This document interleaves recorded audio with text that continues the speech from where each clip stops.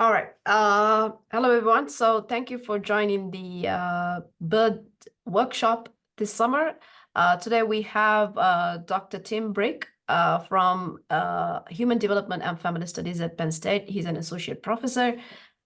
Tim has a lot of research interest, which is also is involved with multiple institutes at Penn State. He's the PI for the real-time science lab at Penn State and is involved with a lot of real-time data like from wearable devices.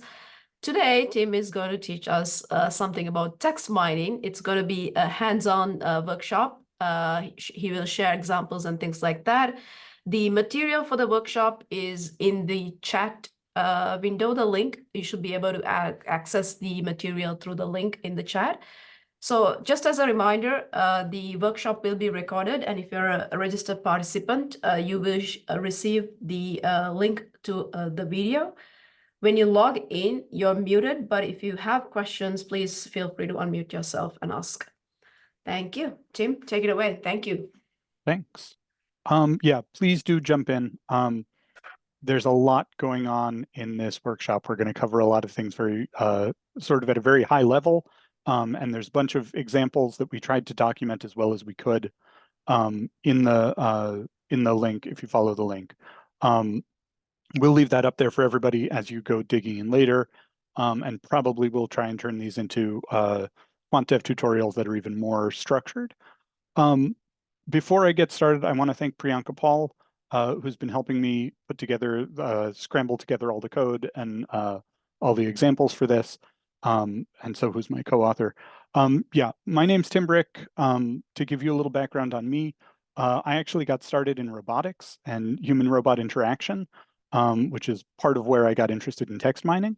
From there, I moved to psychology, and now I'm in human development, and I'm affiliated with, I think, all of the longest institute names, right? The Center for Social Data Analytics, the Department of Human Development and Family Studies, the Institute for Computational and Data Sciences. It's all across the board.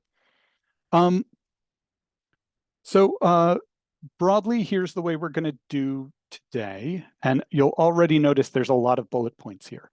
That's because we're going to touch on a lot of things very briefly. First, we're going to talk generally about text mining and sort of what it means, what's involved in it, and what the distinctions are between it and other things. Then we're at a really interesting point in text mining right now, where there's a lot of conventional text analysis that's happening, still using the old toolboxes. And now there's deep learning. You've probably heard about ChatGPT. That's sort of made a lot of splash. There are actually a lot of models like ChatGPT that are available there. And we'll use them just a little bit right at the end in part 3 to show you what's out there and what's coming. Now, because of that split, there's a lot of things you can do either way. And we're going to do some of them first. We're going to do some of them in the conventional way using traditional methods. And then we'll sort of point to how you can do them with deep learning. Just to give you an idea of the lay of the land. Think of this course as a buffet. Pay attention to the parts that you're really interested in. Don't worry if you don't get a piece of everything right now. You can always look back and figure out what's going on. But take the pieces that are useful and run with them. This is meant to get you started. So to kick in first, we've got to answer the question what text mining is. Now, hopefully we have a pretty good idea of what text is, right? It's basically any language that's written down. Text mining is the process of taking what's usually unstructured text, right? That is a whole bunch of data that doesn't really have a lot of pattern to it, and trying to get something useful out of it. It's really focused on the process of pulling out useful information, useful representations from these data that you can then use eventually, you can then use in other analyses. Sometimes it's enough just to say we've got these clusters. Sometimes you have to say we've got these clusters and they predict such and such. But the text mining piece of it is taking this unstructured text data and turning it into something that's usable and structured and sensible. When we were talking about this initially, there was a lot of discussion about like, how does this relate to things like natural language processing?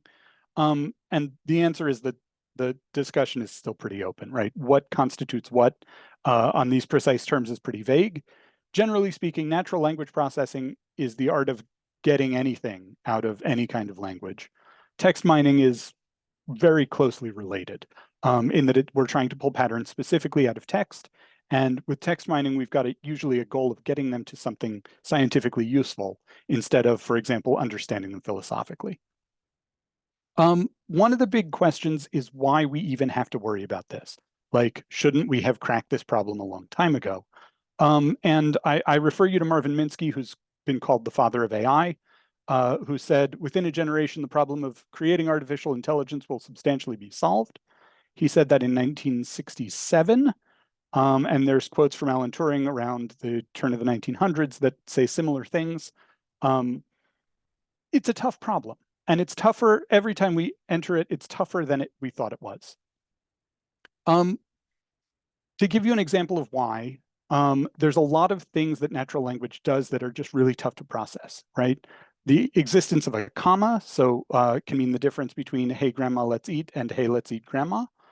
You can use, there are things like pragmatic ambiguities where you point to something and say that one, and the text simply does not have the necessary information to understand what that means.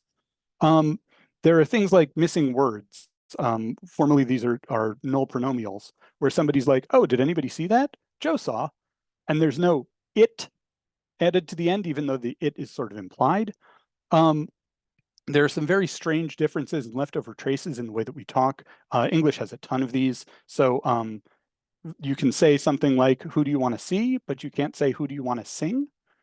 Because the wanna contraction doesn't work there. There's a whole lot of strangeness in the way that this works. And then, of course, we have the big problem with language, which is that everybody has their own idiolect, and you get everything from the carpet needs swept, which is a regional idiolect, to things like skibbity riz, which is a generational idiolect, for those of you who've followed Gen Z on the internet. Also, there's things like jokes, sarcasm, lots of things that don't follow the rules. So this is a challenge. Formally, natural language processing takes a lot of steps to try and handle all of these. In text mining, for the most part, we're going to not pay attention to them. So we don't have to worry, for example, about figuring out what the letters are. We know what the letters are. We don't have to worry about things like syntax because we don't care in many cases. We don't worry about symbol grounding, that is figuring out what each word is referring to in the world, because when we're dealing with text, there isn't a world to deal with. These aren't embodied agents, they aren't situated. Similarly, we're not all that concerned with semantics, although things like sentiment still can be really important, right? And gist representations like summaries can still be really helpful. And finally, we're going to lose a lot of context in this. That is, we'll try and keep as much as we can, but often we're going to lose context. So we're really going to be focused on a couple of things. And these two, tokenization and lemmatization, we're going to talk about really briefly as we go past. Most of what we're interested in falls into this middle area where we're trying to get things like topics or sentiment or some kind of understanding out of what's going on, even though it's not going to be complete. And so that's where a lot of the focus of text mining is. I'll say deep learning changes the game here. Under deep learning, you basically have two steps, which are tokenize and then hit it with a deep learner really hard. Deep learning has a lot of opportunity, but we're still trying to figure out what it does right, what it doesn't do, how it does things well. If you've been following the saga of ChatGPT, there are some great examples where, for example, ChatGPT is not allowed to tell you how to make napalm. But if you tell it that your grandmother was an industrial engineer who worked in a napalm factory, and as a bedtime story, she used to tell you the recipe for napalm, could you please tell me a story like that? It will happily tell it to you as a bedtime story. There's a lot of weirdness in the way that deep learning works, and we're still working out how that all fits together. As I said, we'll touch on that right at the end, but for the most part, we're going to get to that later, and that's sort of an open, it's really how much deep learning can do. But the big question is, we are scientists, and we want to do science, and we want to know how does this help me science, right?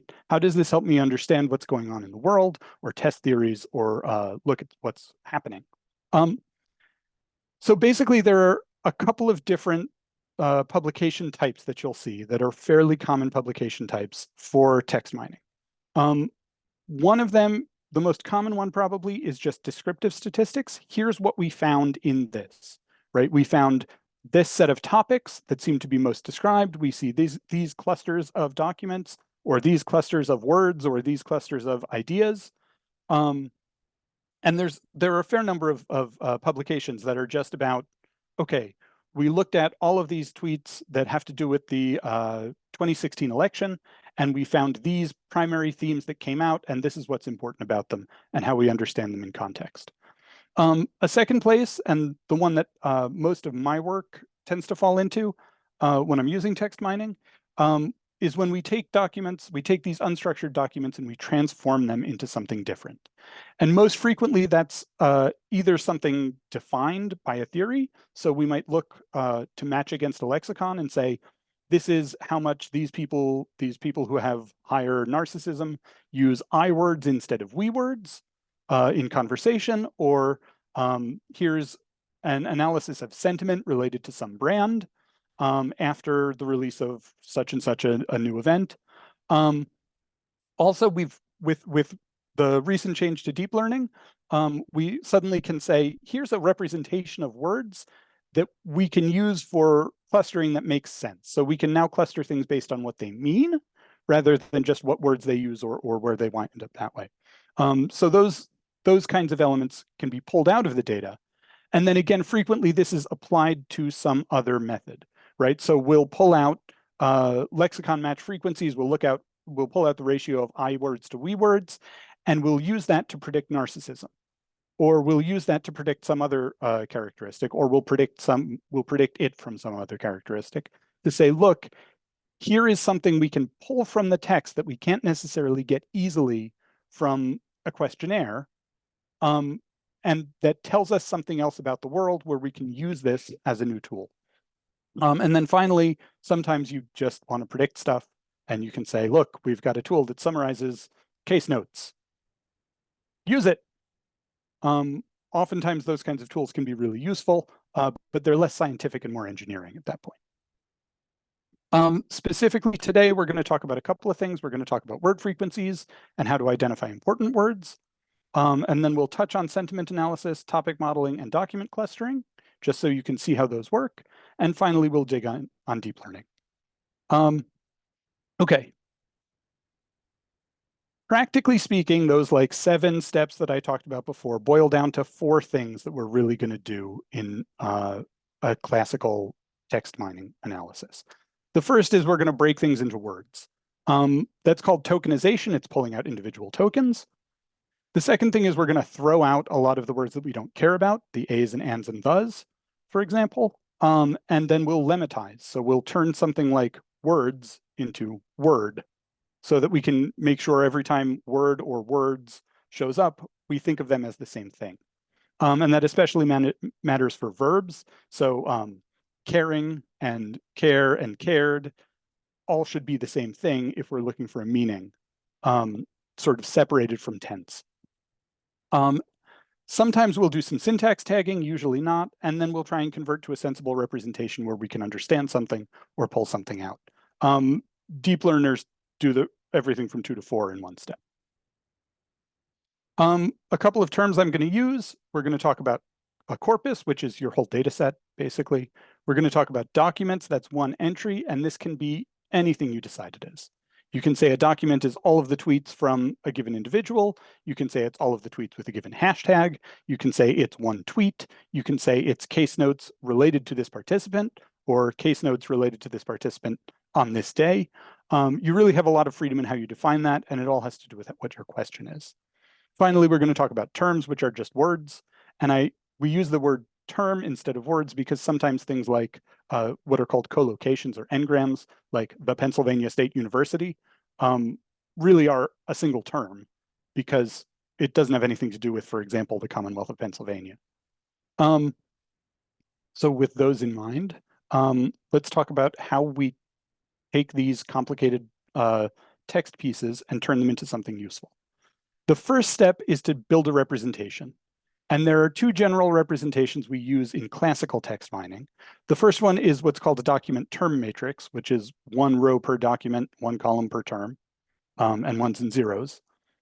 This is also sometimes called a document feature matrix, where there's a count or a proportion in each column, indicating the proportion of words or the number of times a given word shows up, a given term, sorry, shows up.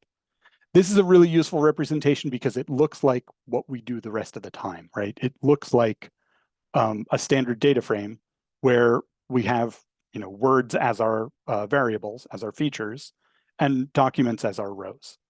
You'll also see term document matrices, which are the same thing but flipped. So one row per term and then one column per document. And you'll see these displayed as term document matrices or document term matrices or document feature matrices. They're all basically the same representation.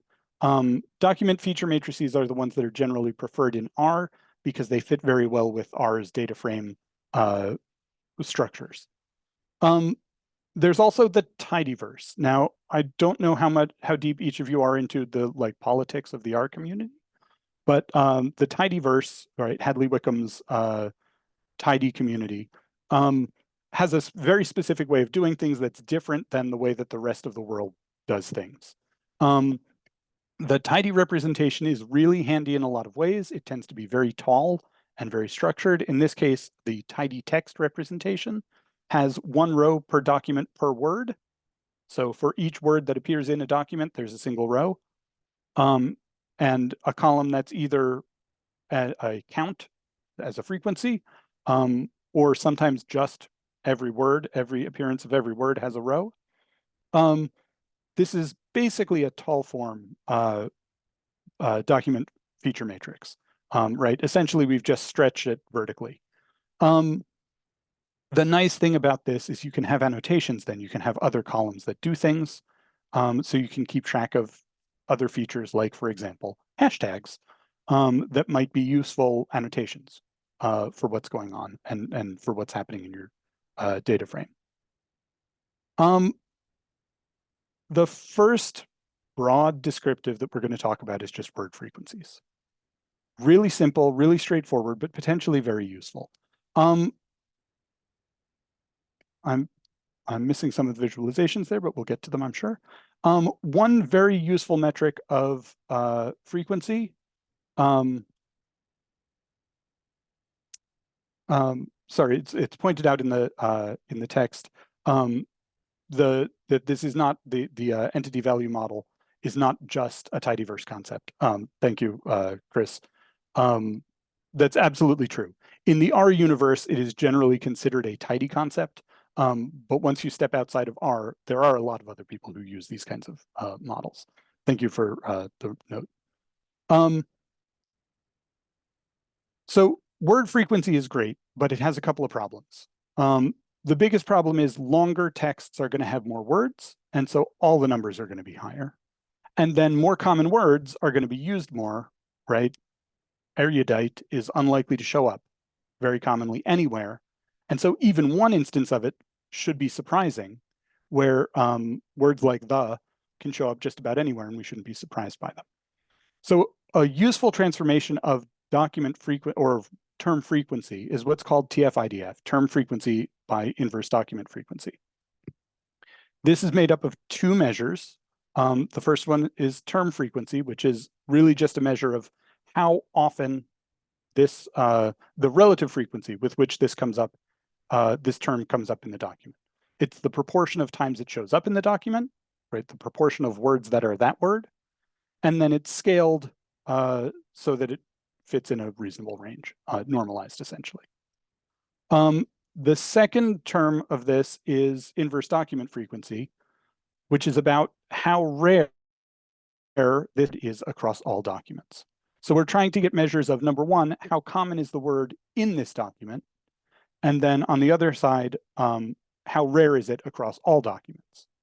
And basically we multiply these together to say a single word that shows up a lot in this document but is very rare should get a lot of weight, and something that's in exactly the opposite direction, that's very common but doesn't show up, should get a lot of weight. By contrast, something that shows up commonly and is not rare shouldn't get a lot. Something that's rare and doesn't show up very much shouldn't get a lot. So it's trying to balance this idea of where it should be relative to everything else in this corpus versus how often it shows up in this particular document. There's a missing slide somehow of showing a couple of other frequency visualizations. But TF-IDF plots give us a nice, easy way to look at the most common words. And so they can just be a really useful representation. Because I don't want to spend the whole time chatting with you, we've broken this up into a couple of different sets. And I'm going to jump now into the first example. This is part one as an RMD file or an HTML file. And I just have to adjust my sharing so that you can see it, which will take just a minute.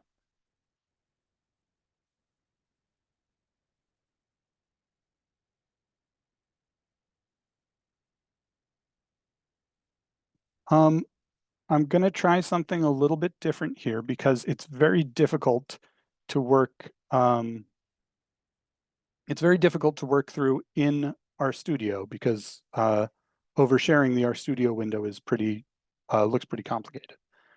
Can people see this? Is this visible? Yep. Doesn't. Okay, great. So what I'm going to try, and please pipe up in the tech or in the chat window if this doesn't look like it's working, if you can't read it, if it's not easily accessible. But what I'm going to try and do in the HTML that's already been run, and you should still be able to follow along in the RMD file. They're the same. The main difference is just that it's easier for me to scroll, and the code stands out a little bit more when we're looking at it in this. Now, the text in between is mostly for your reference, so that as you take these home and want to play around with them, you can. We're going to use a social media sentiment data set. This was a Kaggle hackathon data set that is a challenge on Kaggle. And you can retrieve it here. It's open source, so anybody can get to it. You will have to install a couple of packages, right? Many of these you probably have already, but if not, it's a good idea to go ahead and install them. They all install very quickly, so that shouldn't be a problem. I will say in the second part of part 3, so 3.2, it's set as a separate file because it's a little bit slower than everything else. There is some install that has to happen. And so we'll take a break after we walk through this file, and people can try and install then if they want to. But I'm going to just jump in here. So first, of course, we have to read in our data set. And the data set in this case has a lot to it, but most of it we're not going to use. Importantly, every tweet or every post here has an ID. It's just a unique ID number. It just counts up. And then the actual text of the post or of the tweet. On top of that, it has a rated sentiment. Now, I'll add that the rated sentiments in here are not consistently based on a single sentiment analysis tool, or for that matter, an actually well thought out emotion model. Some of them are ranked as positive, negative, and neutral. Some of them are ranked as joy and happiness and acceptance and other things. We have a timestamp. We're not going to get into too much usage of the timestamp, but it's worth highlighting that you can plot these things across time, and it is sometimes very helpful. It has a username and a platform and a few other things. If you're familiar with tidyverse, the glimpse package, the glimpse function also gives you a different view of the same thing, which can sometimes be helpful and sometimes not. What it does point out to me here is one of the most common problems you run into when you're dealing with text data, which is that there are spaces all over the place, sometimes in places you don't want them. So this term is not Twitter, it's space, Twitter, space, space, which who knows how that got there. Somewhere along the line, one of the tools that ingested it added a lot of spaces. When we look at the specific breakdown of platforms, now here we're using count to just count how many unique instances there are. You can see there actually are 2 Twitters here, right? You'll also notice Facebook and Instagram don't start at the same point. They're all sort of indented weirdly. And again, this is very, very common when you're dealing with automatically collected data that's scraped from somewhere on the internet. Right, if we look closely, we can see there's different spacing around each of these platforms. And so I keep thinking of this as chomp because I got started on this in Perl. But we can apply str_trim, which just cuts out the extra spaces around things. This is tidyverse's across syntax, if you're not familiar with that, which just applies this to all the different, to several different columns at once. And now when we glimpse, we can see there's no spacing issues. And we get back to now only 3 platforms. So one problem solved. From here, we can draw, basic plots using the usual kinds of tools. Mostly this is just to highlight, if you're not familiar with ggplot, some pretty easy ways to draw these plots. And I want to highlight that you can draw colorblind friendly palettes, although that only lets you get up to about 8 instances, and then it gets challenging. We can also look across, for example, country, and we've got a pretty international sample here, which is pretty nice. And we can look across sentiments. And again, here you can see the sort of strange complexity of the sentiment model that they're using. Now, in this particular case, this is supposed to be a challenge. So predicting the sentiment when it's arbitrarily labeled is a much tougher challenge than just predicting positive and negative, which we'll do a little bit later in the course. Again, you can see things like joy and hopeful and gratitude. These are emotion words, but they're not emotion words from a consistent source. They're not emotion words that, for example, are meant to come from an emotion space or that are meant to have specific meanings. They're generated from via a variety of methods. Okay, moving on. I mentioned tokenization, and I mentioned that we're going to walk through tokenization very, very quickly. Generally speaking, you can look at these and see in English, tokenization is actually not that hard. The simple form of it is split things at spaces. You have to be a little careful because if you just split at spaces, something like park exclamation point is a word, and you have to make sure that you're removing those. Also, we have a lot of things that are actually collocations, that are actually what are called n-grams, that is, that are compound words that should be together but are not. And so we do have to worry about that if we've got a small data set. In large-scale data sets, that often will sort of work itself out if the words come up enough. But in small data sets, it's really an issue. This is especially true for names. People's names tend to be at least 2 words and sometimes more. Not always Zendaya's out there, but oftentimes they're at least 2 words, and that leads to some problems when we're tokenizing. Using the tidy text package, unnesting is or unnesting tokens is actually very easy. They think of this as nesting rather than as tokenization, but the idea is pretty straightforward. And once we do it, you can see we wind up with a column called word that takes our first tweet up here, enjoying a beautiful day at the park, and turns it into individual words. It lowercases all of them, and it immediately removes punctuation at the end, so that we've got a fairly reasonable tokenization. Now, I will add, a lot of linguists will get mad at you for just using this. There are several different ways to do tokenization. Some of them are complicated, and almost everybody has an opinion about which one is best. I tend to be fairly pragmatic and use the one that's easy, but there are a lot of people who will be very concerned if you're using this type of tokenization instead of some other. Again, we can very easily count, and here we see one of the big problems that always comes up, which is just that it's really difficult.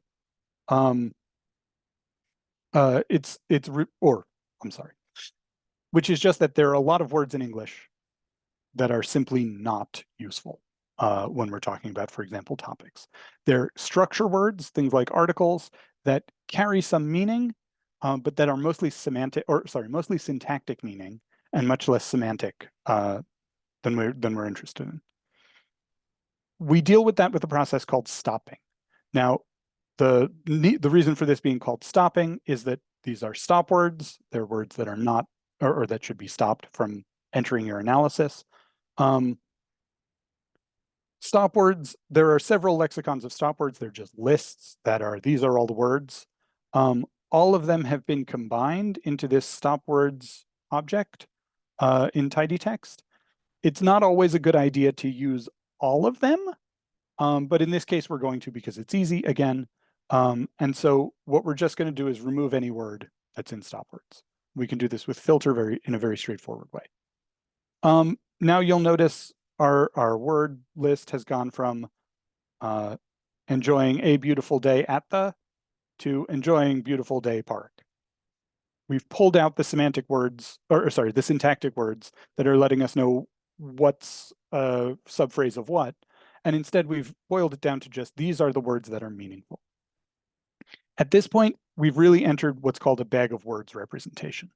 Now, the terminology there is basically we've taken all the words, we've thrown them into a sack and sort of shaken them up. We're no longer paying attention to the ordering of words, to the sequencing of words. We're just saying this tweet has these words, and so it means something based on those words that it means. This is absolutely losing data, and there are a lot of things that are going to be wrong because we're doing that.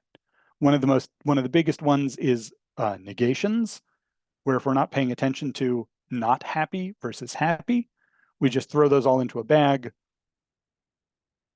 We don't know if it was I'm happy and not sad, or I'm sad and not happy, because all we have is happy, sad, not. For the most part, if we've got enough data, that doesn't matter, but there is pre-processing that you might want to do if you're worried about that coming up in a lot of your cases. And again, we can look at the most common words. Right off the bat, this is a sentiment analysis data set, so it shouldn't be surprising that our most common word here is feeling. There's also a lot of mindfulness in this data set, so we see a lot of things about someone's journey, or thinking of things as a journey, talking about beauty and sky and moments where they're feeling something. So this is a relatively reasonable breakdown, and we can immediately get a sense of what's happening in the data set just by looking at these frequency words. I do want to highlight tokenization, collocations, that is n-grams, because they're potentially really useful. To highlight it, we grab this text. This is modified from the Penn State's missions and values webpage. And you can see, even though it only shows up twice, Pennsylvania is one of the most common words here. That's not necessarily something we want because the Commonwealth of Pennsylvania is never mentioned, right? It's part of something bigger. Luckily, unnest tokens lets us pull out n-grams, and so we can pull out, in this case, 2 grams bigrams, which are 2 word phrases that stick together. You'll notice the Pennsylvania, Pennsylvania State, State University. Anytime you see something like that, where you have overlapping bigrams, you probably have at least trigrams. And so we can look at that. We still wind up with overlapping trigrams, the Pennsylvania State University. Also, State University is, if you're interested in it. So we can go up to 4 grams and 5 grams. I've never really heard anyone use the term quatregrams or quintagrams or anything like that. After bigrams, it's usually just 3 grams, 4 grams, 5 grams. But we can pull them out. It's also worth noting we can stop these and stem these and do all the other things that we do to make sure that we're not, for example, that we drop State University as a common bigram or a common 4 gram. And then we can go through and pull out all the cases where those happen if we want to. Really, again, I just want to highlight that this is a thing. This is something that's worth doing. If you expect names, if you expect common collocations, right? Common groups of words that are going together that mean something different. Any questions so far?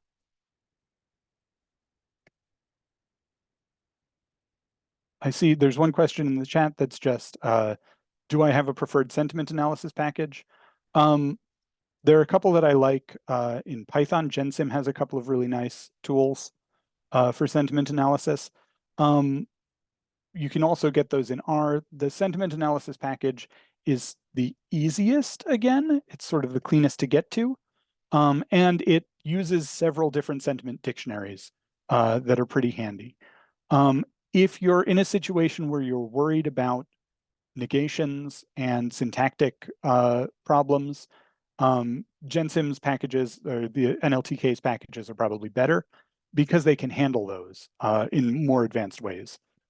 Using tidy text and sentiment analysis gets you a good ballpark, but if you have a lot of negations, if you have a lot of sarcasm, for example, you're going to be drawn off by that, right? Your sentiments aren't going to be as good. If you're using text that's like, all of Twitter or a large chunk of Twitter, that matters a lot less because the relative ratio of sarcasm, even on Twitter, the relative ratio of sarcasm to non-sarcasm is pretty low. And so we still tend to get a pretty good capture of what's going on.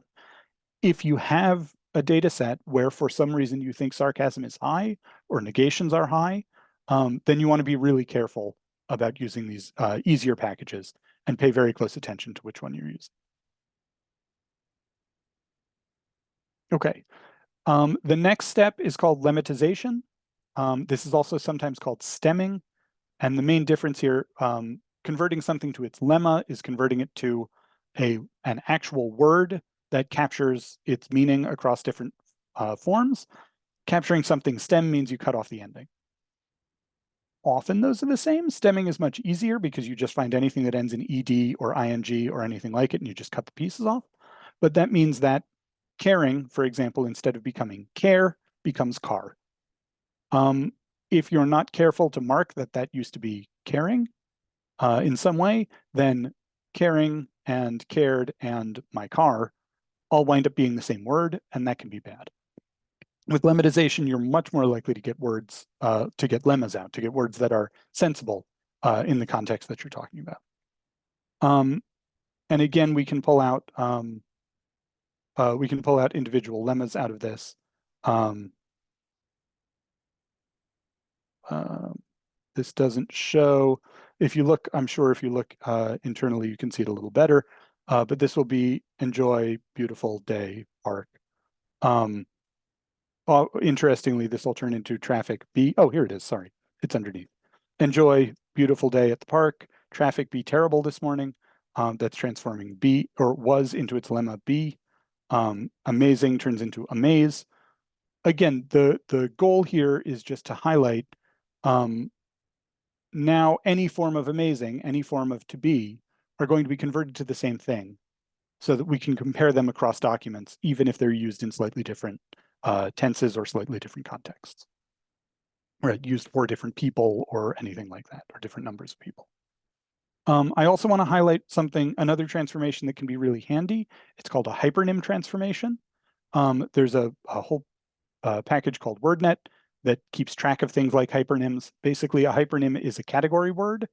So Robin has the category bird, which may have the category animal.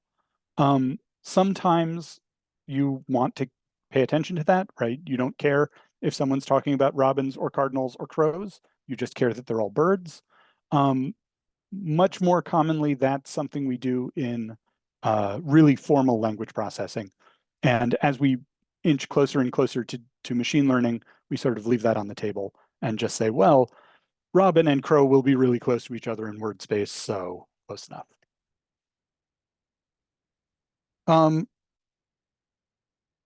I'm going to jump down and show some descriptive plots. Sorry, I didn't suppress warnings on this. One of the things that everybody loves to show off is word clouds. These are not actually very useful in most cases. They don't really tell you that much that you can't see from, for example, a frequency plot, but people really like them. It's also worth noting that, like with anything else, you can, there are different ways to do it. The word cloud 2 package lets you draw, pretty pictures with it. You can actually set a mask if you want to. So you can set a black and white image and have it only draw in the black and white image. So if you wanted Penn State's logo made out of words, you can do that as long as you're allowed to under Penn State policies. Again, interesting, fun to look at, flashy to show to people. They're not really useful. A better set of plots is TF-IDF plots. And again, we can do this relatively automatically in tidy text just by binding TF-IDF. It's such a common approach that it's just a function. We do have to summarize it into account first. And now all it does is just add term frequency, inverse document frequency, and the TF-IDF score to every row of our tidy text matrix. We can plot this. We can plot it for an individual and see which words are unusually common or unusually uncommon for them. But it's often much more useful to compare these person to person to see which words are useful, for example, across people, across hashtags, across groups. These kinds of plots give you an at-a-glance view of what's going on. You can see immediately indifferent fort here is talking a lot about something about dismissiveness or being dismissed and indifference, which I guess makes sense given that they're indifferent fort. Night prisoner is talking about prisoners. Jazz festival goer is talking about their toes, which presumably has something to do with tapping. But you can see immediately there are very different word spaces that we're seeing here, right? These people are using different sets of words in what they're talking about. And we can use that in a couple different ways to try and pull out what's interesting. Again, we can group this any way we want to. So if we wanted to group this by hashtag, tiers of empathy and compassionate go together a lot. We see words like compassionate, connection, empathy that are much higher or that are higher in their usage than we would expect in the surrounding environment. Again, we also can visualize those, but more than that, we'll usually use TF-IDF as part of a clustering approach, and we'll get to that in the next session. Everybody with me so far? Okay, we have, Yes. Sorry? Just say, yes, we are with you. Great. Okay. We're 45 minutes into 2.5 hours, or into an hour and a half. Is that right? 2.5 hours. So we've still got time. Yeah. I scared myself there for a minute. So I'm going to take this opportunity to jump back and talk a little bit more about theory. Now we've covered kind of some basic descriptives, some basic ideas, some basic transformations. Let's talk a little bit more. We'll dig in a little deeper on what you can do with classical text mining approaches, and then we'll come back and we'll do it. Do people need a break? Not yet. I can't see anybody, so I'm going to assume that you're all really excited and super pumped to get started on the next piece. Please let me know if that's not the case, and we can certainly take a break.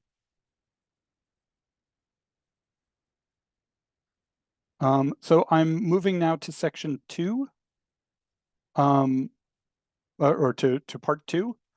That's both the text that, or both the slides that are already in there, and then we'll jump to the into the code soon after that.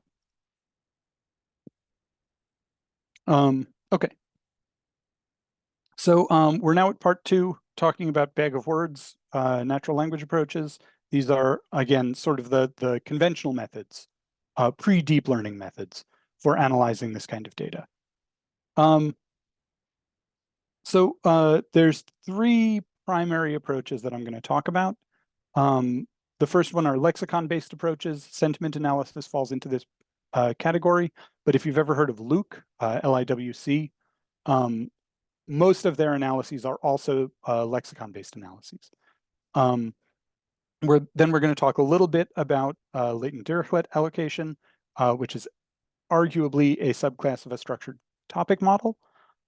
Structured topic models allow you to take what starts with an LDA and add, for example, covariates on the topics or predictors that potentially can push the topics a little bit apart, make them more clear what's going on. I'm not going to get into too much detail about STMs, but I'll point you to the documentation on the STM package if you're interested in digging in there a little bit deeper. And then we'll talk a little bit about clustering. I don't know how many of you have worked with clustering before, so we'll do a little primer on it, and we'll use a fairly straightforward clustering approach so that we can get into it. If you know a lot about clustering, any clustering method you're interested in, you can apply to these matrices without any trouble. We'll start here with these lexicon-based approaches. Sentiment analysis is a great example of it, and the steps that you follow are pretty straightforward. We tokenize again, right? We've always got to get to a point where we have words before we can do anything that's word-based. And then we compute a valence for each of those words. Now, in a more advanced sentiment analyzer, the one that's sort of more fitted, for example, to the sentiments that are listed in our data set, oftentimes it's more than just a valence, right? That is, a valence would be positive or negative. This is a happy word. This is an unhappy word. And often you can have analyzers that rate these along a variety of dimensions. That said, lexicon-based analysis only gets you so far, and many of those are pretty flaky when you dig in on them. The Luke software, which is commercial software, there are ways to do similar analyses in R, but they're tricky, and you have to find somebody who's essentially assembled their own lexicon, their own dictionary. But the Luke software has a couple of very good tools for identifying these elements. Most of the rest of them, if you're seeing an online sentiment analyzer that comes up with more than just a question, it's probably a deep learner. So we go through word by word, we compute a sentiment. Again, often that's positive, negative, neutral. Sometimes it's happy, sad, high arousal, low arousal. That is very sort of exciting, very engaging, or sort of sleepy and unengaging. And sometimes you'll see a few other dimensions pop out, but usually it's positive, negative.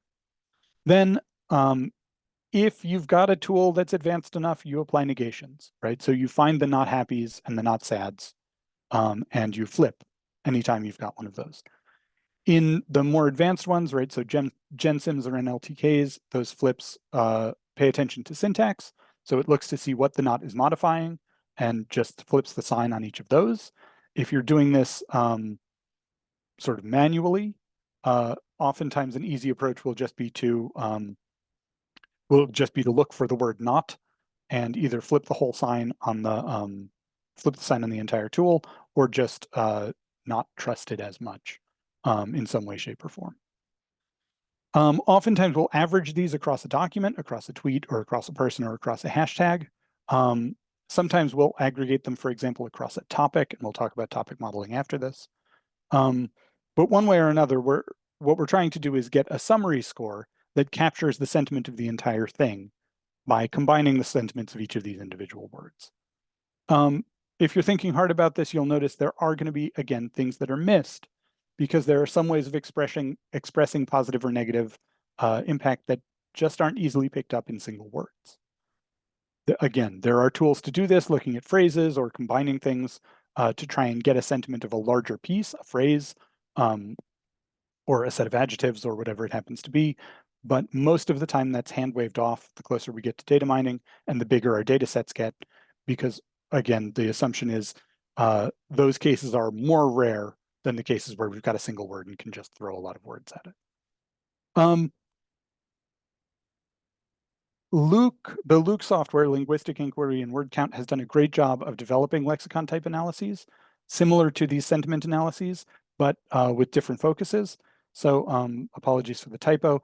They can extract what they can extract constructs related to attentional focus, to emotionality, to what they call thinking style, that is a more analytic style, a more emotional style, etc.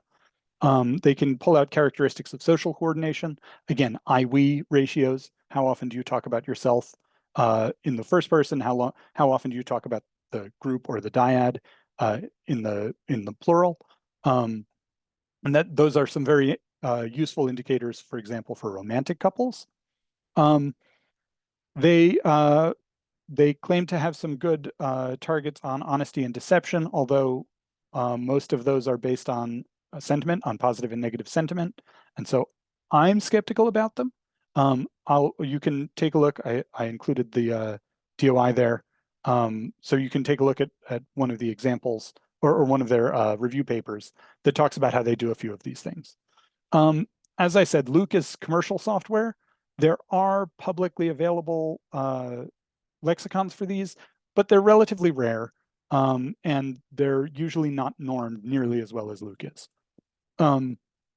That said, you also can build your own custom dictionaries if there are specific words or word types you're interested in, and just apply those directly.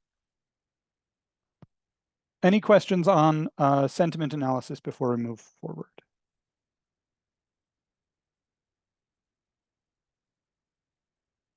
It's always odd talking to a room full of blanks.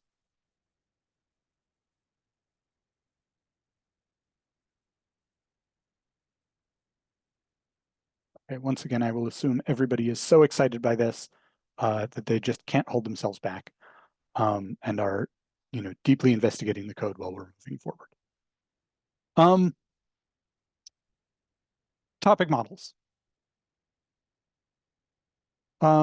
Structured topic models, like latent Dirichlet analyses, treat documents as each document as a mixture of topics. And the way that this works is essentially, sorry, there's a question that just popped up in the chat. I'll go back for this. How far along are these sentiment packages in handling emojis? The answer there is the statisticians, go to. It really depends. If you take a look through, for example, the sentiment analysis package, they have a couple of different tools for, or a couple of different dictionaries that are trained on different corpora, right? Trained on different bases. Most of them are trained on text like Wikipedia, text like, the New York Times. And so they're really not well placed to handle emojis. They basically ignore them all the way across. There are a couple of sentiment corpora that are trained explicitly on Twitter data, on Facebook data, on Instagram data. Those are much further along in terms of which emojis they will handle. So it's really just important to pay attention to which corpus you're using or which lexicon you're using to be able to match these. Among the sentiment analysis ones, there is one of them, and I don't remember which one, that I believe is trained on social media data. So there is at least one of them that should be able to handle emojis pretty well. One challenge there is that the use of emojis changes a lot over time. Some of them are relatively straightforward, but I'm not sure there's any that interpret or that properly interpret like the Moai statue emoji, the stone face emoji, in terms of sentiment, even though there is definitely a sentiment gloss to it. So it varies a lot, right? There are, and again, based on what the training set is, based on what they built the dictionary off of, how they put it together, some will be better and some will be worse. One of the nice things about the dictionaries in the sentiment analysis package is that you can look at them and directly see what's involved and what's in them. If you're interested to find out if there are emojis in them, you can just look for the smiley emoji in it and see if it's one of the words that shows up. So you can dig in directly to figure out what's going on. The same thing shows up when you're doing sentiment based on, for example, deep learning or classifier models. It really depends on what they've been trained on to be able to figure out what the sentiment is. So again, sorry, I don't have a better answer than it depends, but ultimately it depends on where you're looking.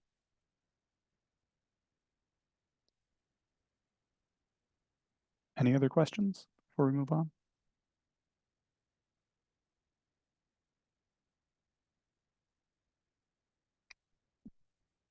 Am I talking too fast for people? Please let me know. I know that's one of the things I tend to do. So please let me know if I'm talking too fast for people to keep up. Okay. If there's no other questions, we'll move on to LDA and structured topic models. A structured topic model is built around the idea that every document you have, whether that's a tweet or a a policy document or a scientific article is built from a bunch of words, and that the probability that those words are put there depends on what topics are being covered. Each topic has some set of words that are associated with it, and if the topic appears in that document, then those words, the words associated with it, are more likely to appear. Structured topic models keep some additional contextual factors involved, but the broad idea of it follows this same pattern. This is from an article discussing probabilistic topic models, and kind of captures what we're talking about. Here we have a document. In this case, it's an article talking about genetics. That document is made up of a set of topics. Each of those topics has some, or takes up some proportion of the discussion in that document, and it emits some set of words that are affiliated with it, right? So now each of these topics, you can see them tagged in here. Each of these words is affiliated with this one topic, or another. Some of them, depending on the model you're using, some of them can be associated with multiple topics. And the document essentially builds its entire lexicon, its whole idiolect, based on just these topics and then filler words. And nothing else matters in the course of this. What you wind up with is topics that are defined by the words that they emit, right? So here you can see gene, DNA, and genetic are all part of this yellow topic. And so that tags words, even that are not the top words, it still tags words that are most common under that topic. So genomes, sequenced, genes, genetic, etc. Those are all words related to this topic. Because those words appear in this document, that topic appears in this document, or is likely to appear in this document.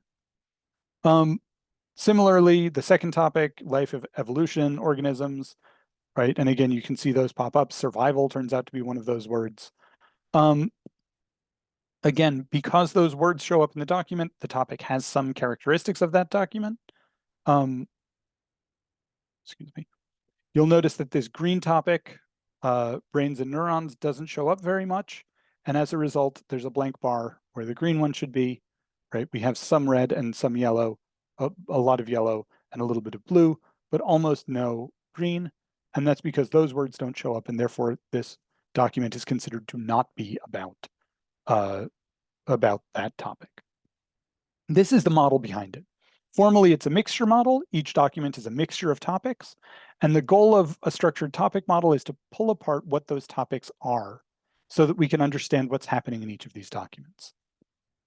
The LDA starts by getting just probabilities, and it makes a first guess, excuse me. It makes a first guess at what the topics could be based on what words co-occur across each of the, or co-occur most commonly in each document.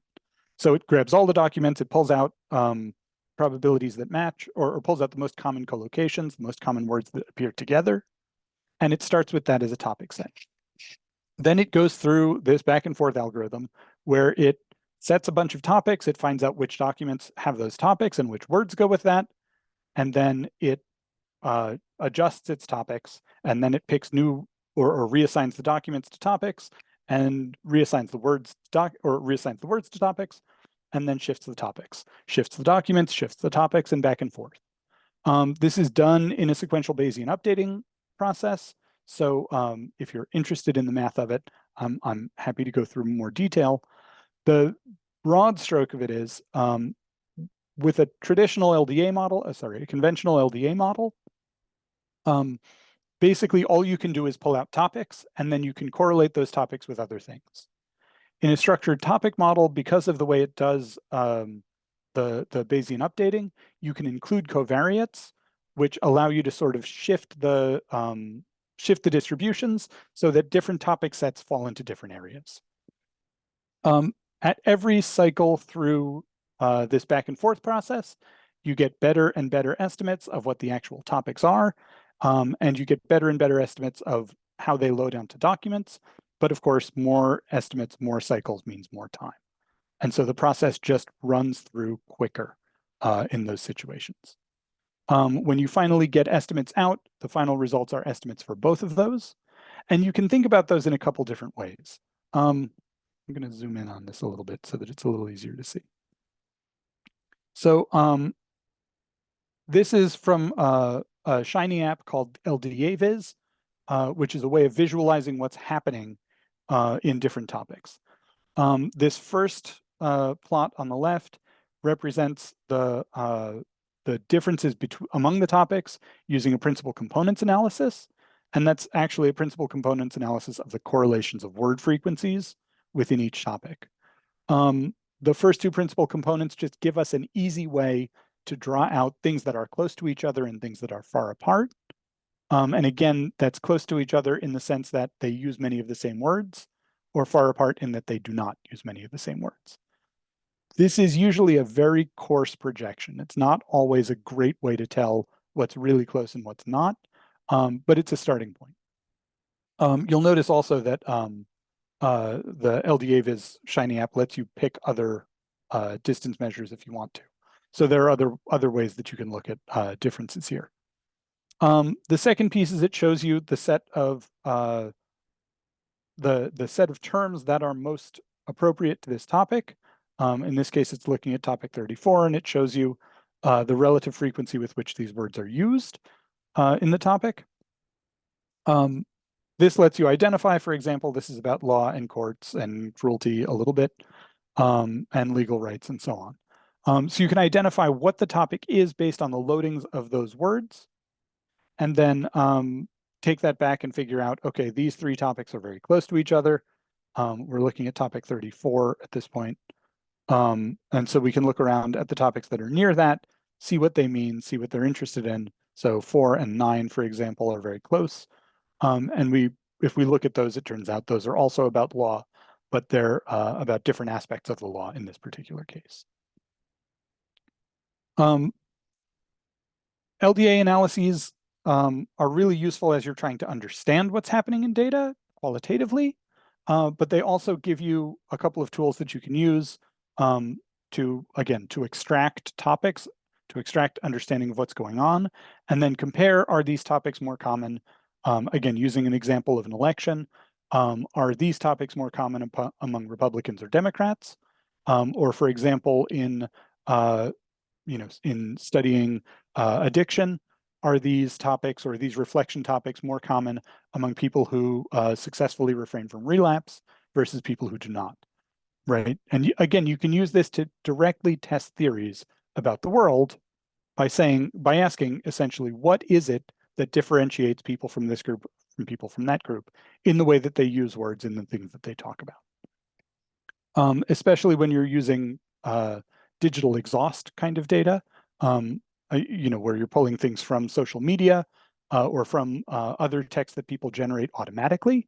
This can be a really easy way to generate a lot of data very quickly and to start to look at people who may not otherwise be able to answer questions about what they think about most of the time.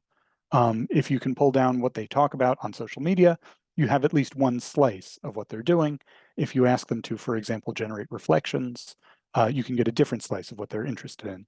And again, pull out those topics and look to see what differentiates people from one another, what kinds of topics are useful. And we can just do those with whatever standard analysis you're used to, whether that's a repeated measures ANOVA or some sort of mixed effects model or just standard regression. All of those can fit together. I'm going to pause again here and just ask if people are following, if they're understanding what we're doing, if this all makes sense.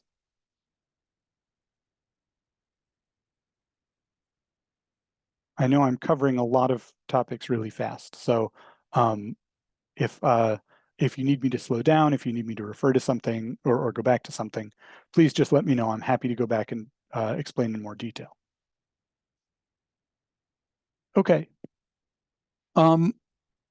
Another really great way to use these kinds of tools is to identify clusters in a data set.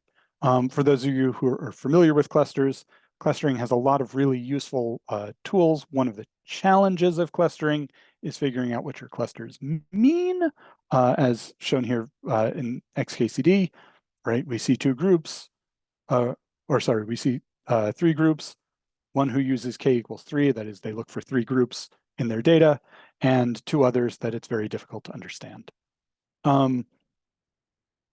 Understanding what your clusters mean remains the most challenging part of cluster analysis.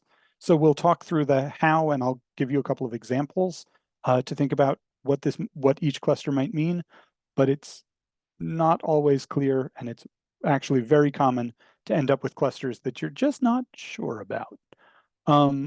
That's part of the way it goes, unfortunately. The main type of clustering that I'm going to talk about here, rather than going into great detail, is what's called hierarchical clustering. And I picked hierarchical clustering because a lot of people already know k-means clustering, so I may not be giving too much information to people there. The second piece is just that k-means clustering really requires that you know a k. You have to know how many clusters you're looking for.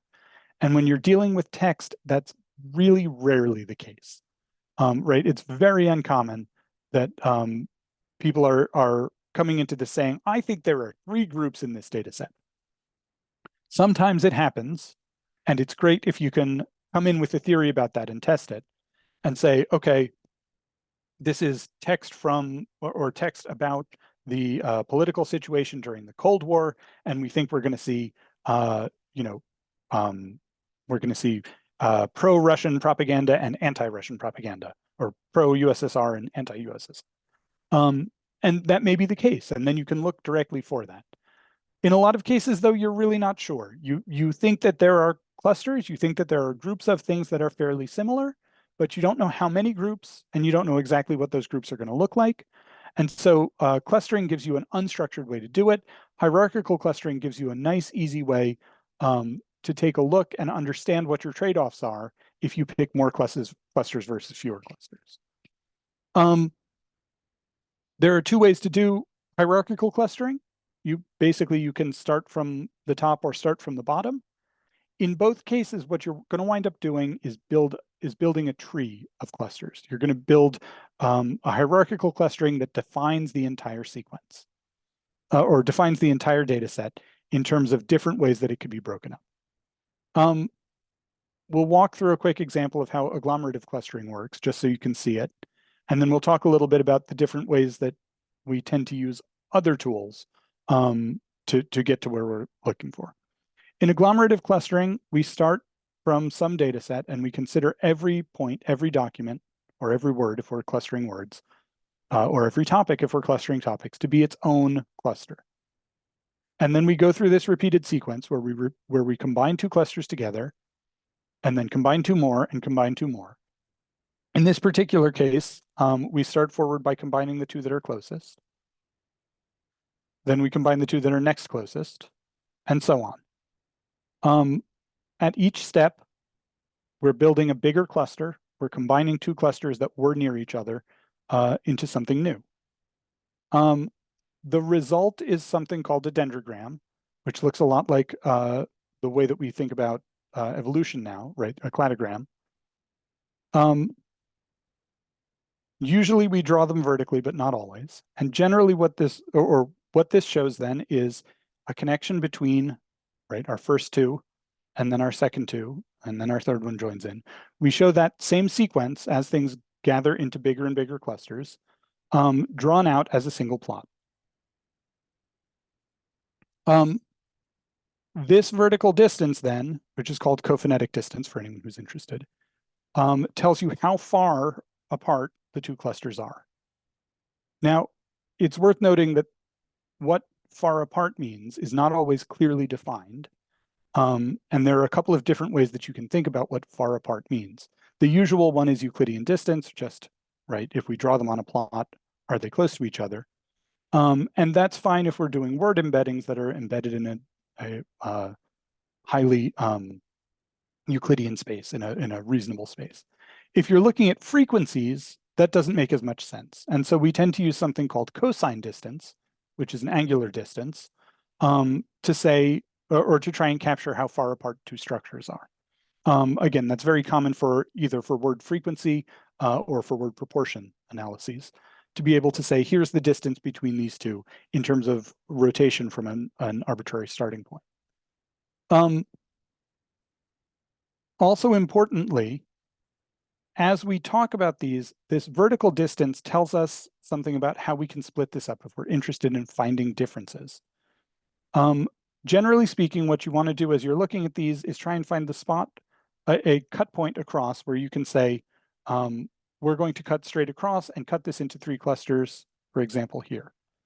And then you can think of it as though G is its own cluster, A and B are a cluster, and D and E are a cluster. Alternately, we could cut it into 2 clusters, like this, where D and E are their cluster and A, B, and G are their cluster.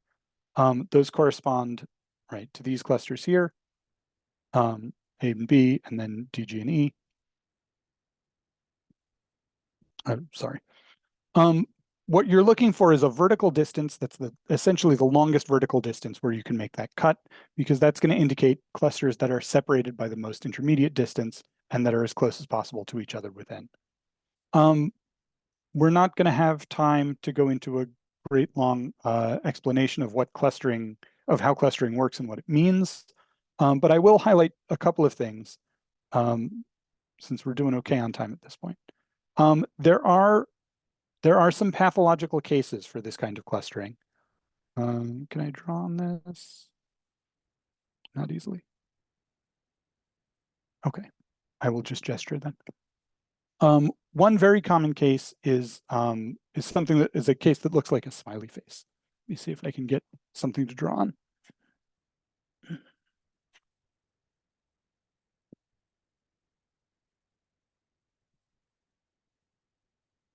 I'm going to pause my share here and unblur my background so you guys can see this.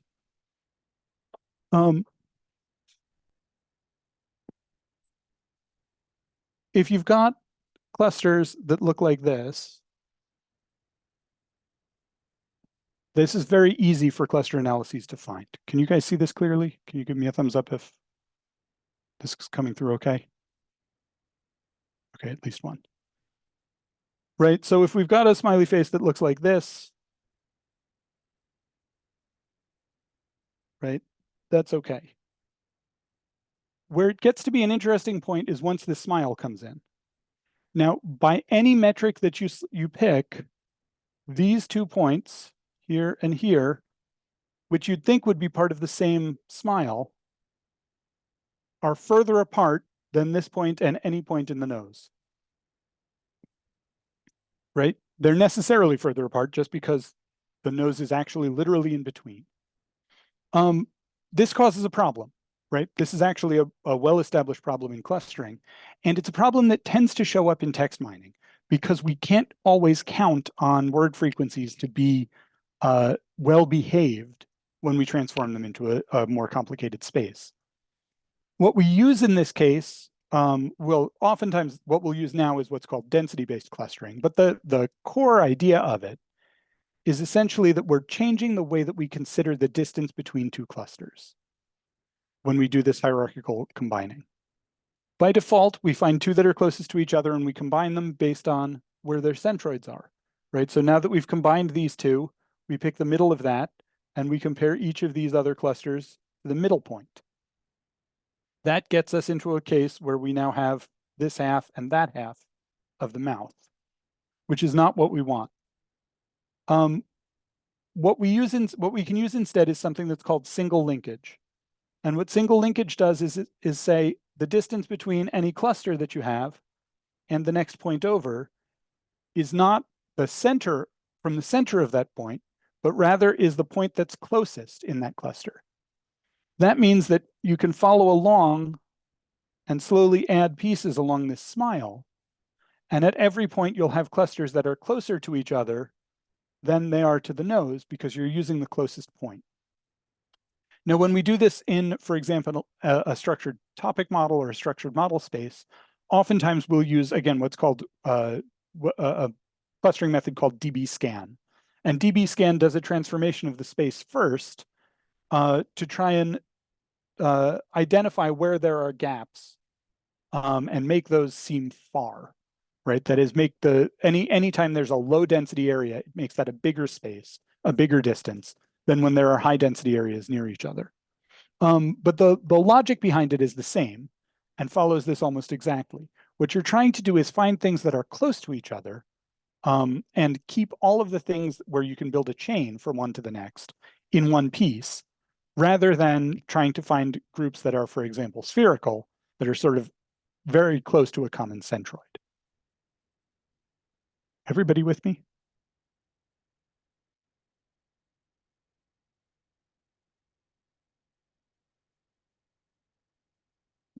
Okay, great.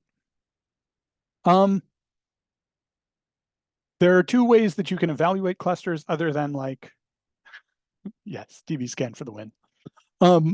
There are two ways that you can evaluate clusters.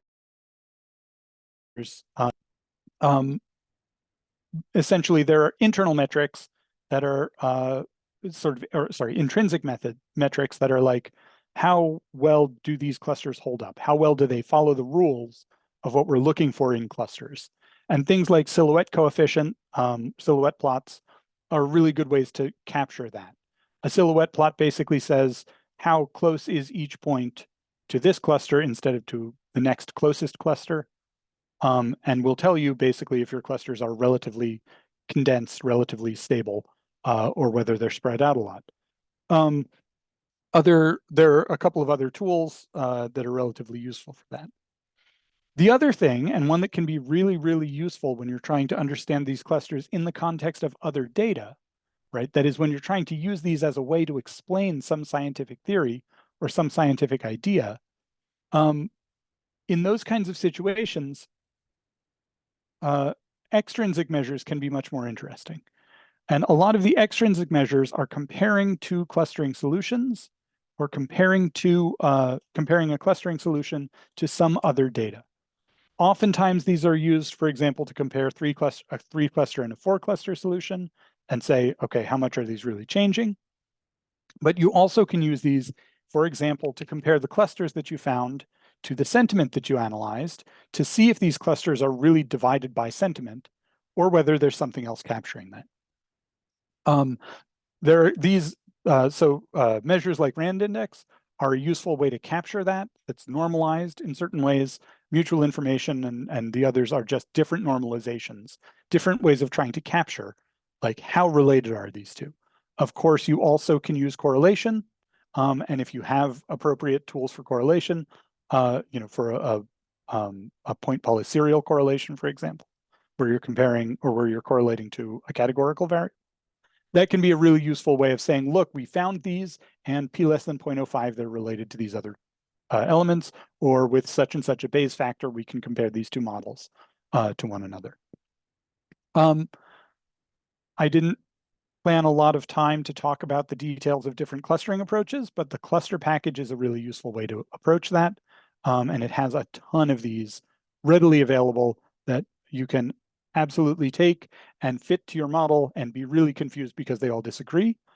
And then you kind of have to work through what each one is measuring and figure out what it is that you really care about in order to pick which coefficient you want. I'll say, as a general solvent, silhouette coefficient is pretty useful. It does sometimes lead to problems with cases where you're using DB scan, where you're looking for density, although there are adaptations for it to understand what's going on there. I want to highlight before we go, these are two different approaches. They're two different ways of thinking about what's happening in your data, and they're not mutually exclusive. So a topic model is a mixture model. It's thinking of each individual document as a combination of things, right? A combination of ideas that are all combined together to make the words for this document.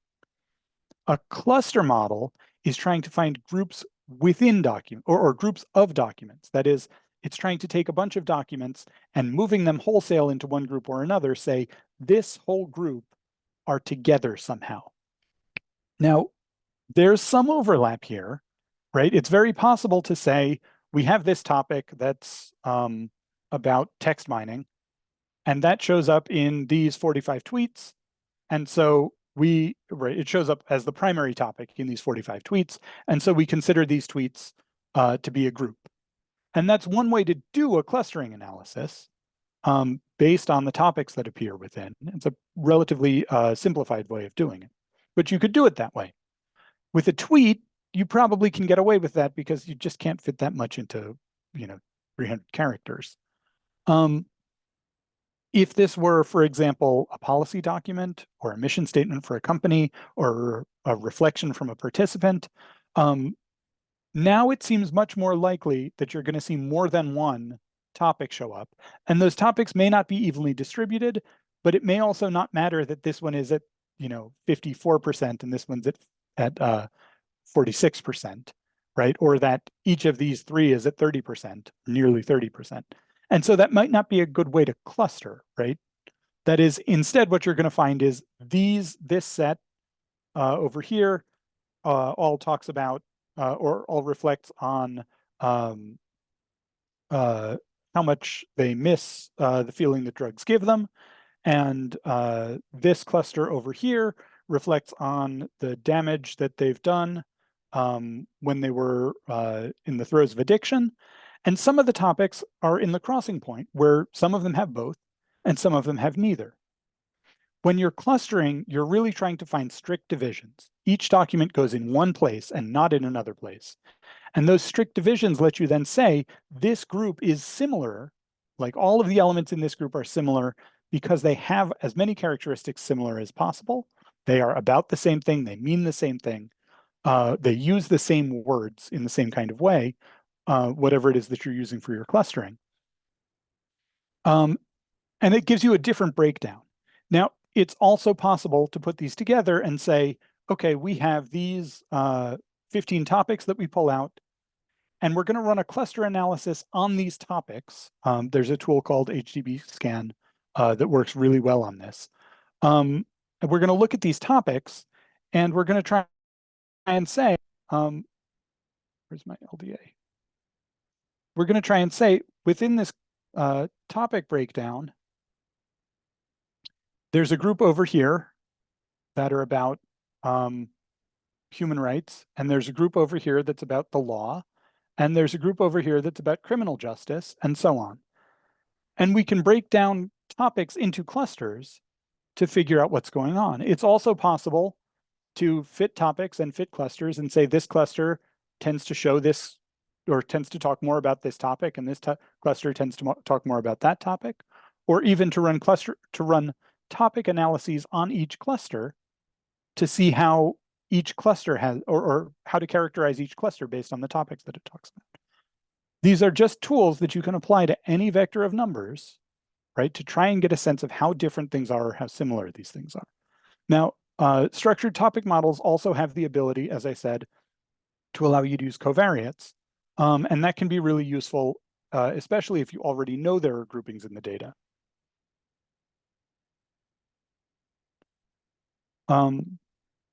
Yeah. Any questions before I jump back to code?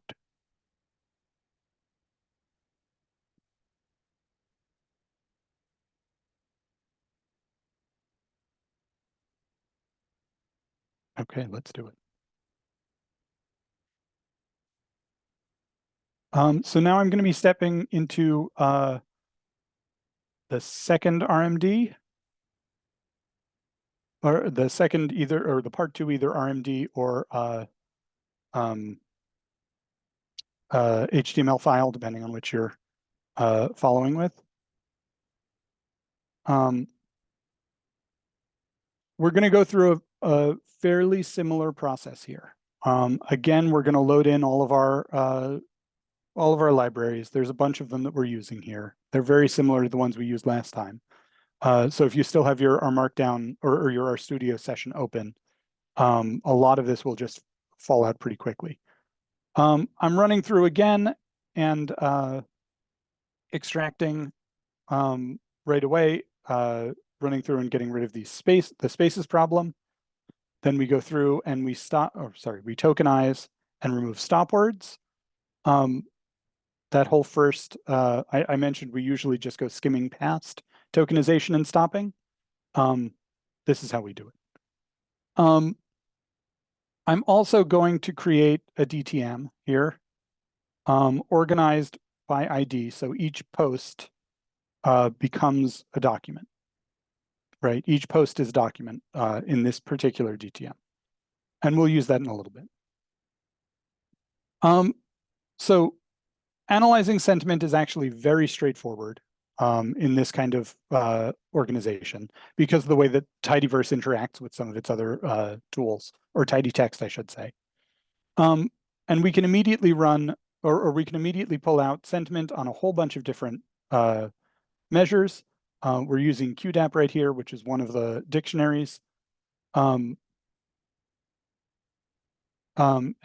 this will give us then a sentiment. I'm going to actually jump into RStudio for this one so that we can play with it a little bit more, if everybody's okay with that.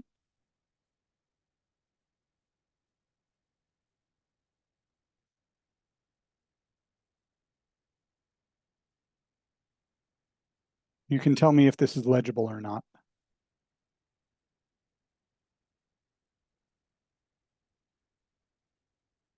Let me just clear out everything so that we're starting from scratch. Is this reasonable? Can you guys see this? Or is this too difficult to read?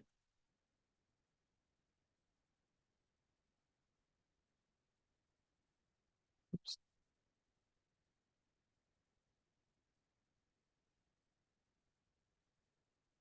Okay, people seem to be okay with it, so we'll walk through it from here. Again, it's a little tricky to see exactly where things are just because the window's so small, but let me know if I need to move, and I'm happy to do it. Yeah, a little cramped, but okay. Yeah, that's where we are. Okay, I'll try and keep it as open as possible. So we read in all of our libraries and read in our data set. Now I want to highlight here, we can run this sentiment analysis and it runs really fast. The result, this sock media sentiment object,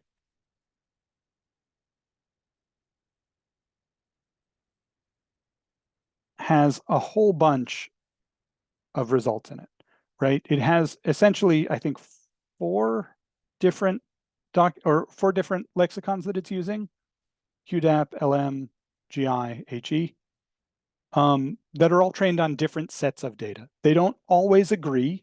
So you can see the GI sentiment for this first tweet and the HE sentiment for the first tweet are different. They just rate them differently. And that's because they're paying attention to different words. They're keeping, like, their dictionaries are different. This could be the difference between having emojis or not having emojis, for example, to use the example from earlier. And oftentimes they will mostly agree with each other. That is, two of them agree on 0.5 and two of them agree on 0.25. But there are differences, and which one you pick is going to be important in determining what you actually wind up with in terms of sentiment. Pay attention to how these are generated.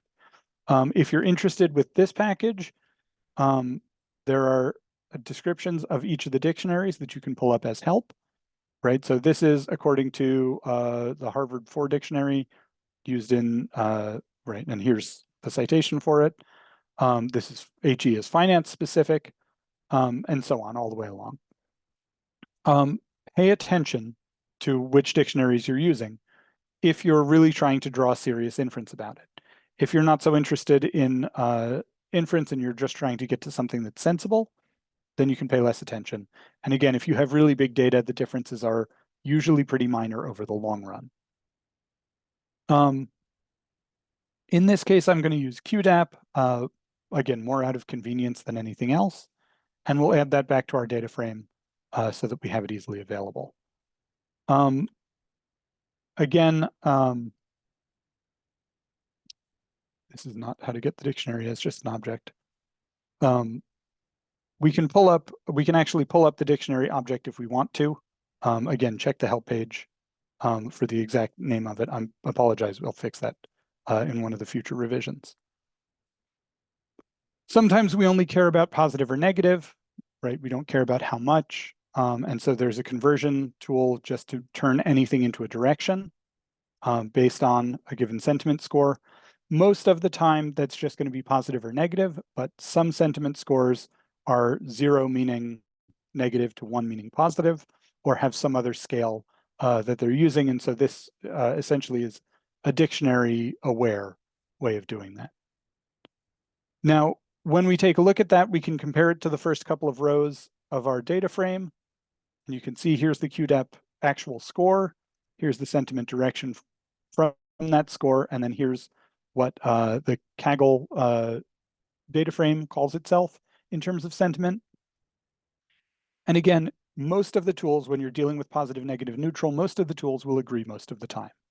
They won't agree all the time, but most of the time they'll come to a pretty close, or they'll come to pretty similar results. I will add that sentiment is one of those things that can be really informative about what's going on in a data set and what's going on, especially, for example, across time or across topic. So this is just comparing the sentiment from QDAP on across social media to the way that people are talking positively or negatively about, in this case, their feelings across time. And this is just relative to year. So it's not even that fine-grained. And the trend is just immediately obvious, right? You can just look at this and see everyone getting sadder over time. Now, it's not clear exactly what's happening here. It's not clear why. We would have to dig deeper to figure out what was going on. But it's immediately obvious that there's a decline in sentiment as time goes on. That could be people are getting angrier. It could be people are getting sadder. It could be that social media is slowly turning into a place where people have, fist fights rather than a place where people share pictures of their children. It also could reflect changes in the corpus. That is, the way that these are being collected may have changed, right? Or the keywords that we're using to collect them may be used differently later. And especially anytime you're collecting automatically from something like social media, you have to be really careful about how that works over time. All of the usual problems that everybody runs into about, dropout, participants withdrawing from the study, participants pulling off of social media, et cetera, apply. And especially, again, in a social media context, people drop off of social media because it's an aversive experience in many cases, right? Either because they have gotten too engaged in it, which may mean they're seeing too much positive sentiment, or because they've gotten into too many fights and have gotten disengaged from it or disheartened by it. You have to be very, very careful about dropout effects in those kinds of situations if you're looking across time. It's one of those issues that is broadly neglected in machine learning because we assume that we just have enough data.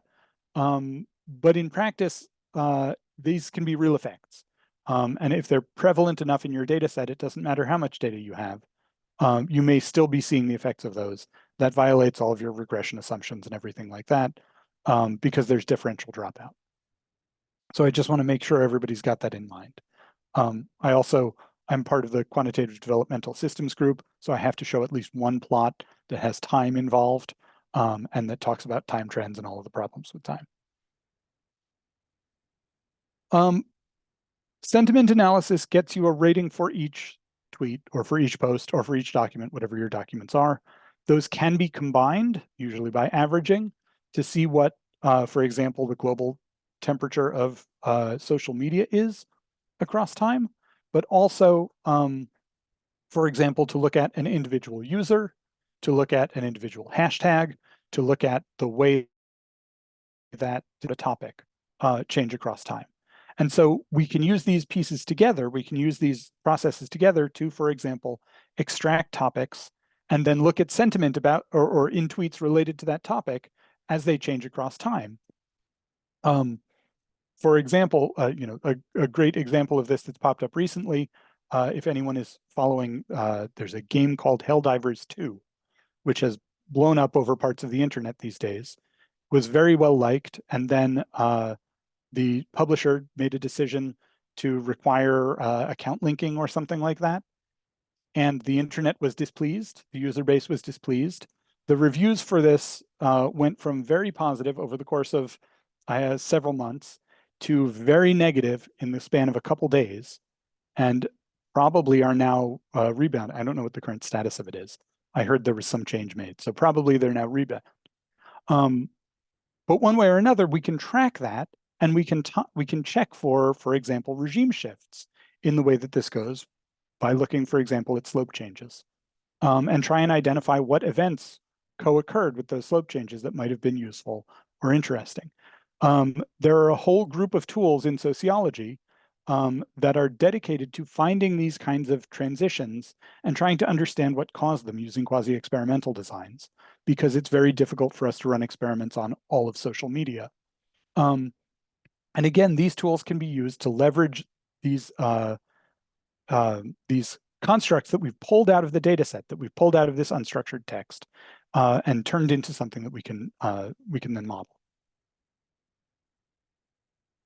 Okay, if we've decided we're moving on from sentiment analysis, and again, there are a variety of other lexicon-based analyses that you could use, right? We could look for anything that we could tune to specifically target words, where we can get a score for each word that we can assemble. We can use in this approach without any trouble. So again, I versus we, analytic words versus creative words, whatever we want to do. Okay. I'm going to take a step away from that, from sentiment modeling and lexicon, and we're going to move on to topic modeling. So we can't go direct to LDA. One of the challenges with R, of course, is there's so many packages, nobody agrees on how to do things. So we can't go directly from a tidy representation into an LDA, at least with the packages that I'm familiar with. What we have to do in between is turn this into a DTM or a DFM, that is a document term matrix or a document feature matrix, so that it's easy for the structured topic model to be able to pull out what's happening along the way. There are other formats that you can use in between if you're interested, but we're going to talk here about the DFM structure. So this DFM that we get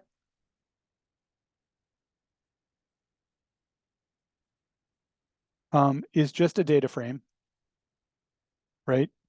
Each document has a row, and docs is the identifier for that row. And then here are in this case, lemmas, or sorry, not lemmas, are the words that are associated with that. We probably should have lemmatized before we did this, but we didn't. So we'll move forward with it.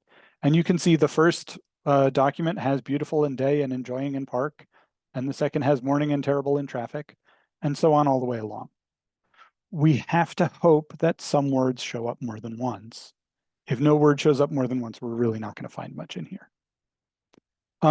Again, if this looks like a classic data frame, that's because it is. That's one of the reasons that it's so popular as a representation. We're going to use the STM library here. I will say that there are other tools. The topic models package has a lot of really interesting and really useful tools to do classic latent Dirichlet analysis. STM just also has the ability to include covariates, and that can be very useful for people who are trying to build structured and sensible topic models as they're moving forward.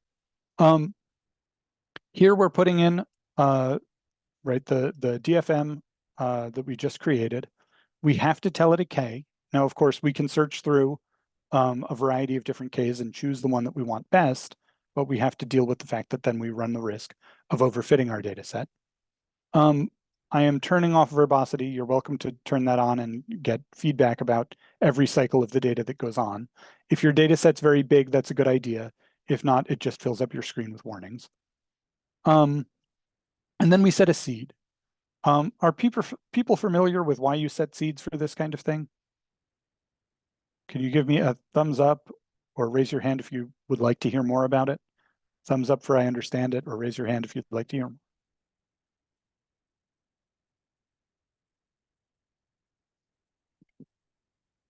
Okay, at least a couple of people who want a little more detail. The basic idea is your computer thinks it's random, and it's not really. What your computer's doing when it's trying to generate random numbers is it accumulates what's called entropy, or what it calls entropy, by looking at things like the timing between network packets and the timing between keystrokes and the length of mouse movements, things that are hopefully random.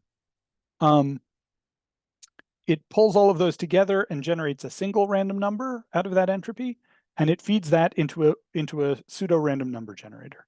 All that is just a function that generates new numbers. It generates them in a sequence, and it's a static sequence every time.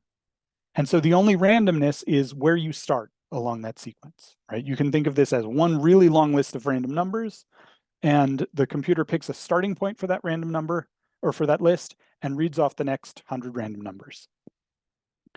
The seed is a starting point on that list. And any number that you give it is turned into a starting point on that list that's always the same starting point if it's the same number. What that means is if you set a seed, if you run this, if there's randomness in the way that this works, and you run it 3 times in a row, you'll get the same results back every time, even if there are random numbers involved.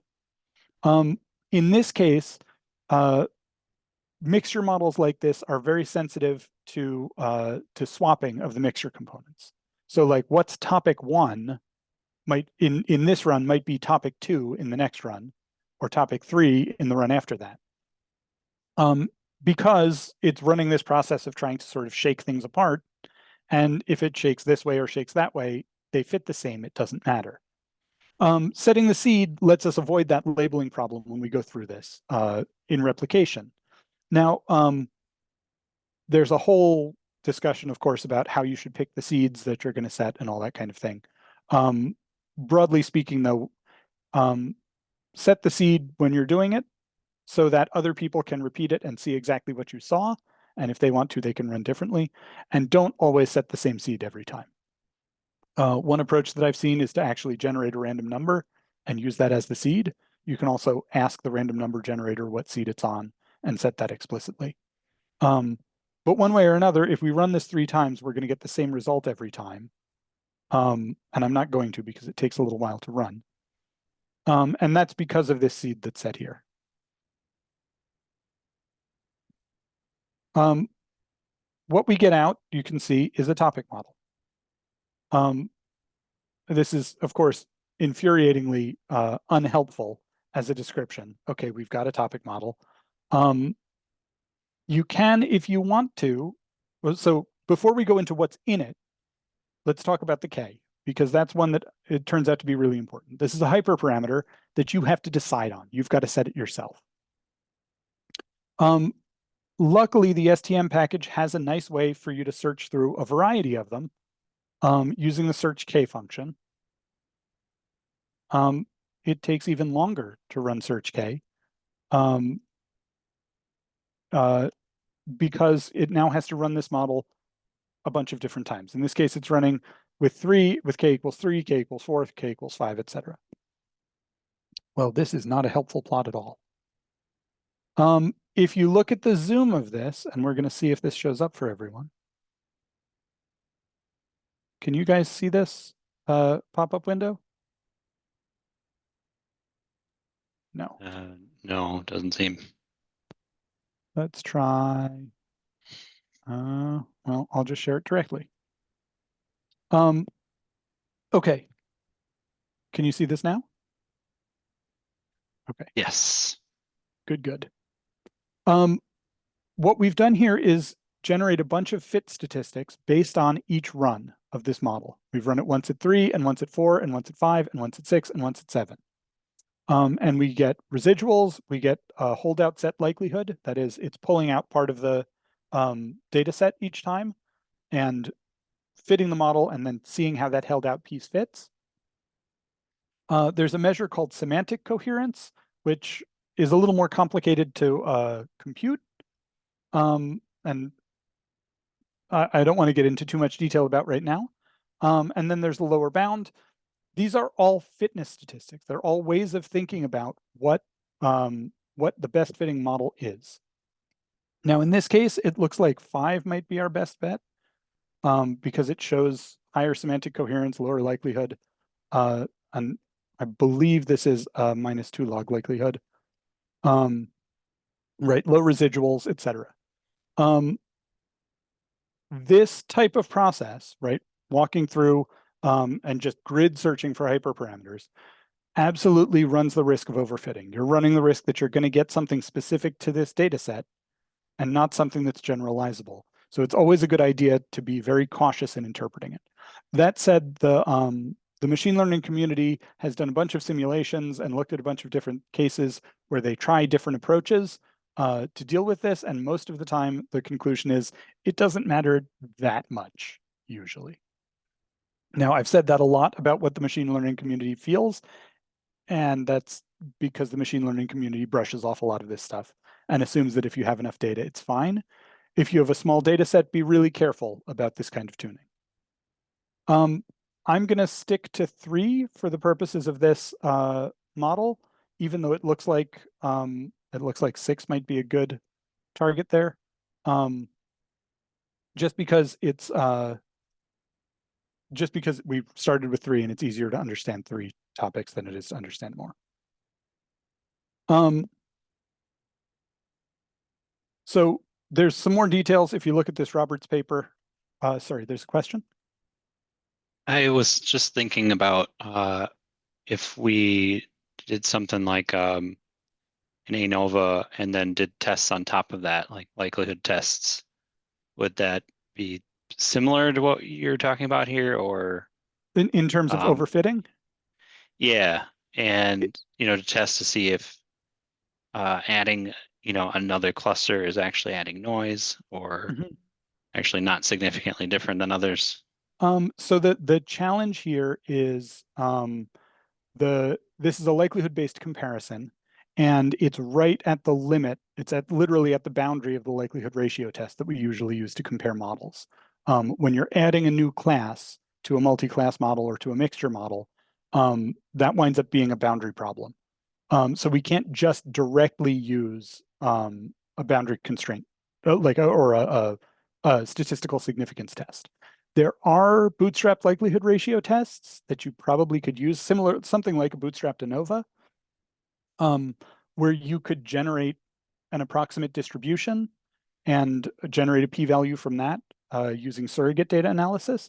I haven't seen that done a lot in LDA, in latent Dirichlet analysis, I think mostly because the people who care about permutation testing and the people who care about LDA don't usually talk to each other.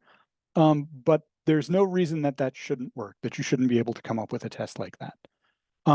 That said, frequently this is done by looking at metrics and choosing from among metrics, because it also gives you the ability to look at the topics themselves and say, these topics actually make sense. This has slightly better fit, but the topics are nonsense from a conceptual standpoint or from a face validity standpoint. And so I think people sort of like the control that they get to be able to say, well, this model fits a little bit worse, but we know what this topic is, and we know what this topic is, and we don't know what it is. We don't know what the topics look like when they break down another point. So my guess is that's a big part of the reasoning there. Did that answer your question? Yes, thank you. Great. I will add, there is a lot more that structured topic models do over and above what LDA does.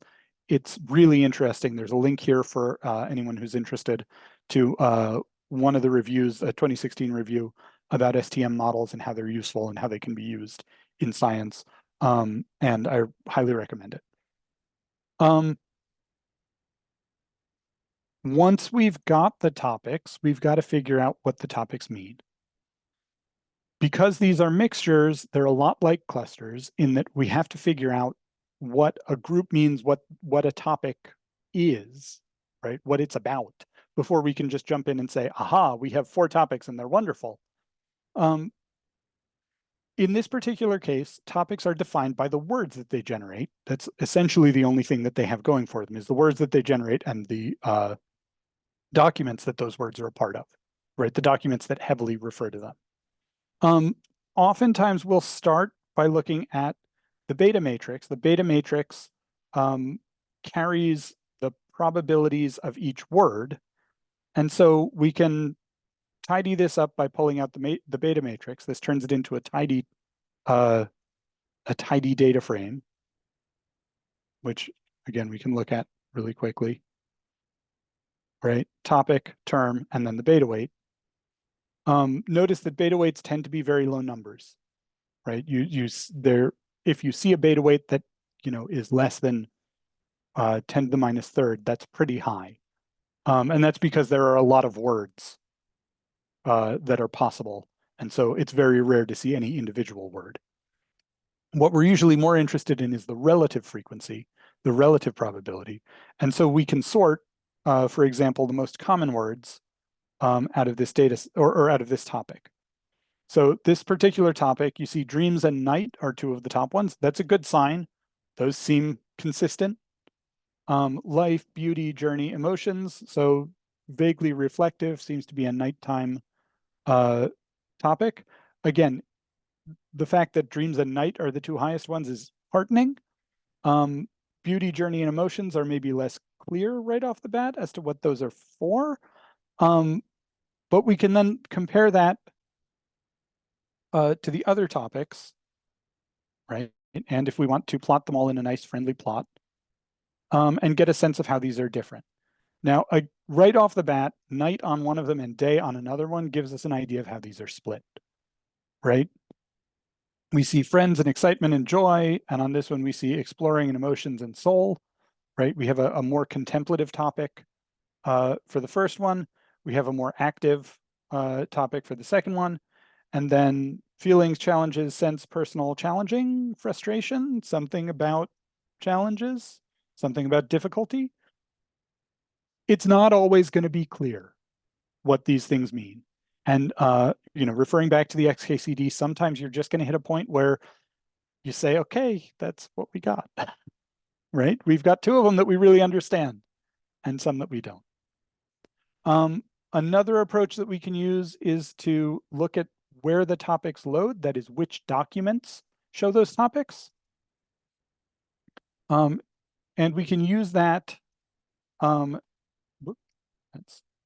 the wrong key. And then we can look more closely at which one or what those things mean.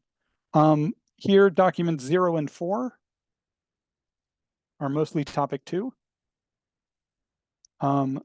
Numbers 1 and 3 are predominantly topic 1. And so we can start to look at those across each other. Here we're seeing enjoying a beautiful day, trying out a new recipe for dinner tonight, right? 0 and 4. And then traffic was terrible, excited about the upcoming weekend. I still kind of like this idea. There's an active and a contemplative topic, but we'd have to look more at these. We'd have to understand these a little bit more deeply before we understood what was going. Clustering is actually very straightforward, working from this kind of tool. Basically, there is a tool to extract similarity functions or similarity metrics. Here we're going to use cosine distance. We can use Euclidean distance or anything else. This is part of the quant EDA TextStat package. So they've split off all of the text statistics into its own sub-package. But here we can get similarity. There are also distance metrics. And then the as.dist converts that into a distance matrix. I'm using hclust, which is hierarchical clustering. And what it does is generate a dendrogram for us, right? This should look familiar. This is basically the plot we had before. It's pretty compressed vertically just because of the way it's being drawn. But you can see right off the bat, 1, 2, 3, 4, at least 5 clusters, maybe 6, right? We could, if we draw a cut across here, we get 6 clusters with this group and this group separated. If we draw it up a little higher, we get this whole piece as one group. Again, we can pick what we want by looking at any number of different characteristics. Here, I'm cutting it at 6 just so that we can look at it. And so we have an example. And now what I've done here is just assign the clustering to this column cluster in our data frame. If you look close, that column is just an integer, 1, 2, 3, 4, 5, 6. And it just assigns each element to a group. There's no probabilities here because this is a distinct clustering group or a distinct clustering process. Each cluster is its own thing. We can look then at cluster membership and say, let's look at all of the pieces or all of the tweets or social media posts that are part of cluster 2. And I'm picking 2 sort of randomly. Summer vibes, under the weather, sipping coffee and enjoying a book, exploring the world of virtual reality. Okay. Something fun and useful, maybe, productive day. Again, not entirely clear how these differ from the other ones, but when we look then at cluster 4, you can start to see the difference. I'm sinking in despair, drifting with an air of nonchalance, wrapped in a cloak of emotional numbness. You can see there are stark differences in the way that these are used, right? The way that, or the words that are used here and the way they're described. You'll also notice these are very short and these are very long. This may indicate that they're coming from different platforms or at least from different users. And again, we could look at the way that users break down over clusters or use these as other predictors. Again, if we want to validate the clusters, check out the cluster package. There's a ton of validation statistics there to be able to dig in more deeply. But I want to move on and get to deep learning before we're done, so we won't go into that. Any questions here before we move on? Do people need a couple minutes? Or do we want to keep rolling? Give me, I guess, give me a hand. Sorry. Sorry, Tim. I think it's better to give few minutes so that they can go refresh themselves or take a coffee or something like that. And also I think you that's a can good take a idea. little bit of a break. That sounds great. Everybody, let's take 5 minutes. Let's aim to be back and running at 35. Does that seem, it's 7 minutes? Is that enough for everyone? Sounds like a plan, I think. Wonderful. And then we'll start in with part 3 from there. All right. Thanks, Tim.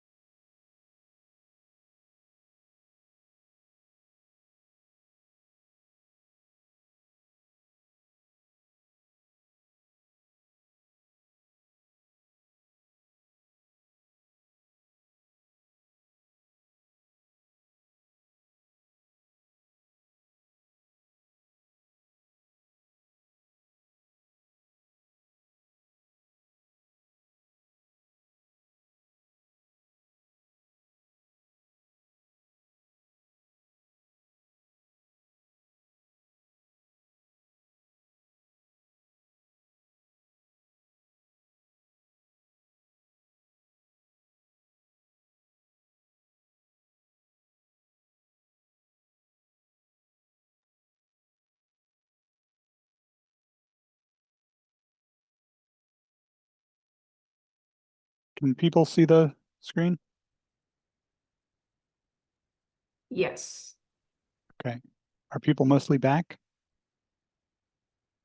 So this is going to be fun. We're going to do deep learning in like 10 minutes, and then we'll go through and actually use some of these tools in practice. Okay, so now we're on deep learning. I have to cover very quickly what deep learning even is and how we get from that to dealing with language, and then we'll go in and we'll actually use it. So the whole thing, this whole deep learning thing starts with perceptrons. A perceptron is a single neuron, a computational single neuron. It's supposed to look like a single neuron. It has a whole bunch of inputs. It does some kind of function to those inputs, and it generates an output out of it. The functions that it uses have to be nonlinear in order for this to work. And usually there's something like a sigmoid. More recently, people have been using what's called a rectifier, which is straight across and then diagonally up. So it's a bent stick formation. It's called either a regularized linear unit or a rectifier unit, a ReLU unit. So we have this node. It takes a bunch of inputs, and depending on where the sum of those inputs is, it generates some output. That's the system, right? It's one of the simplest classifiers you can find. It actually, depending on which choice of neuron you have, it actually is sometimes a logistic regression, or is very nearly a logistic regression. And that's it. What we do is we stack these together into a neural network.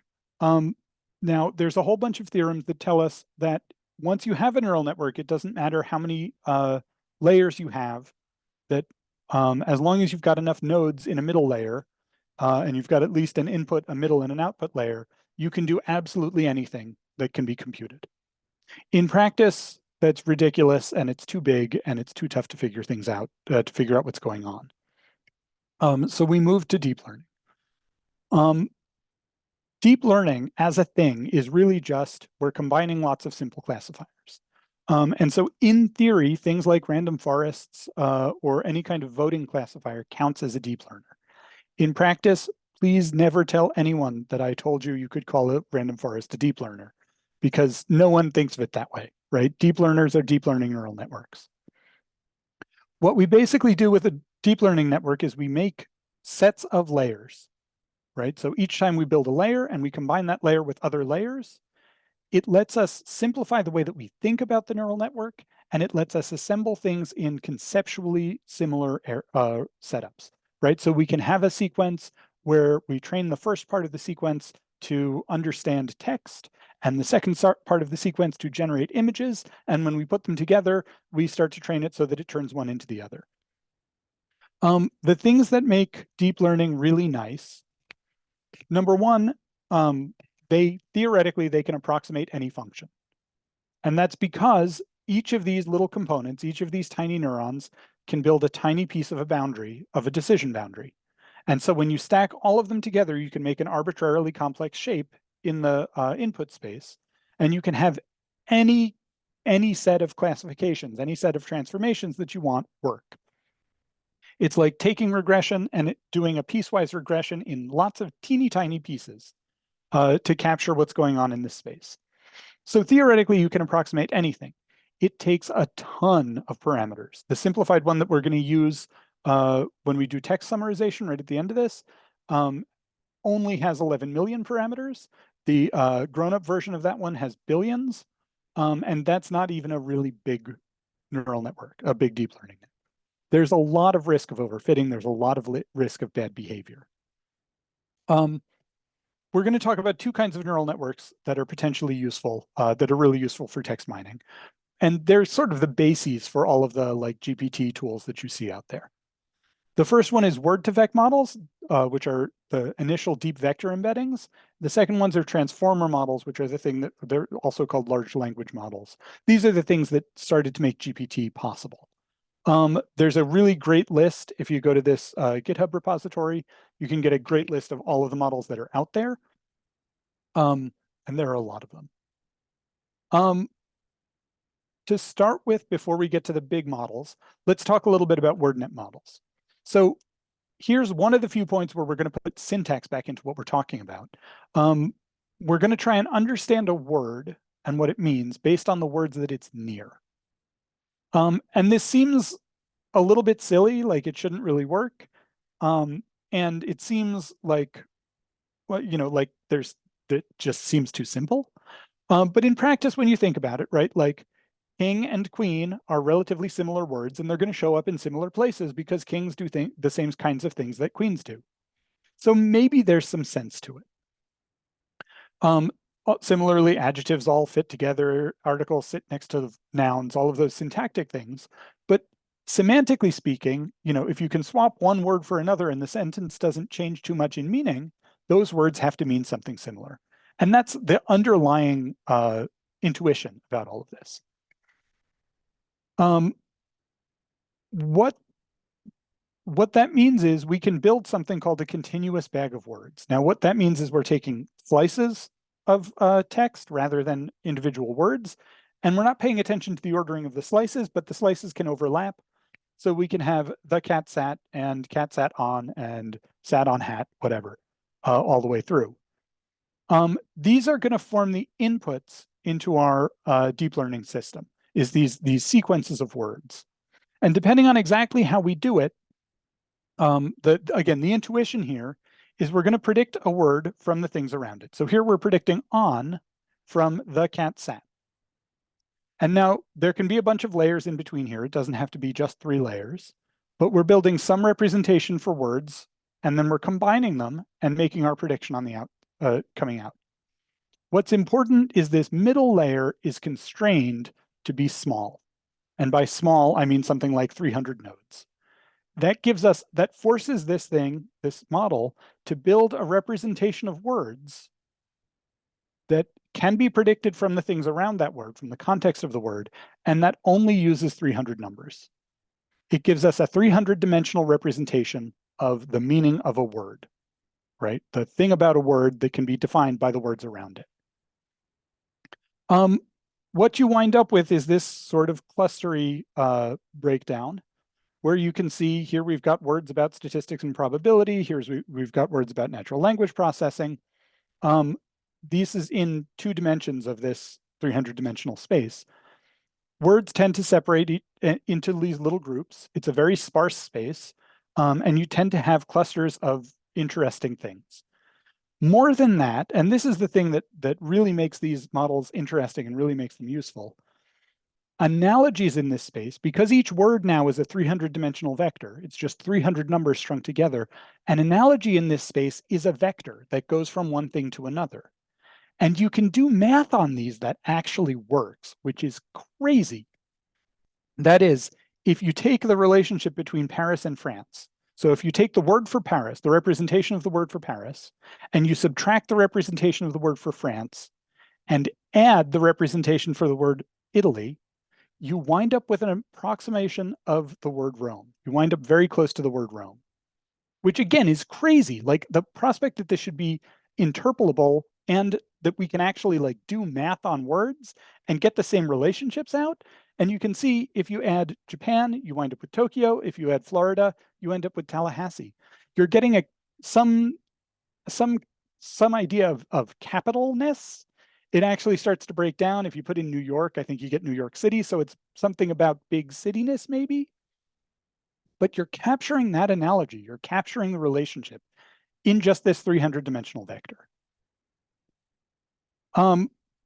What that means is now we've got a space that we can think about words in, and we can do things like clustering in that space, but we also can embed other things in that space.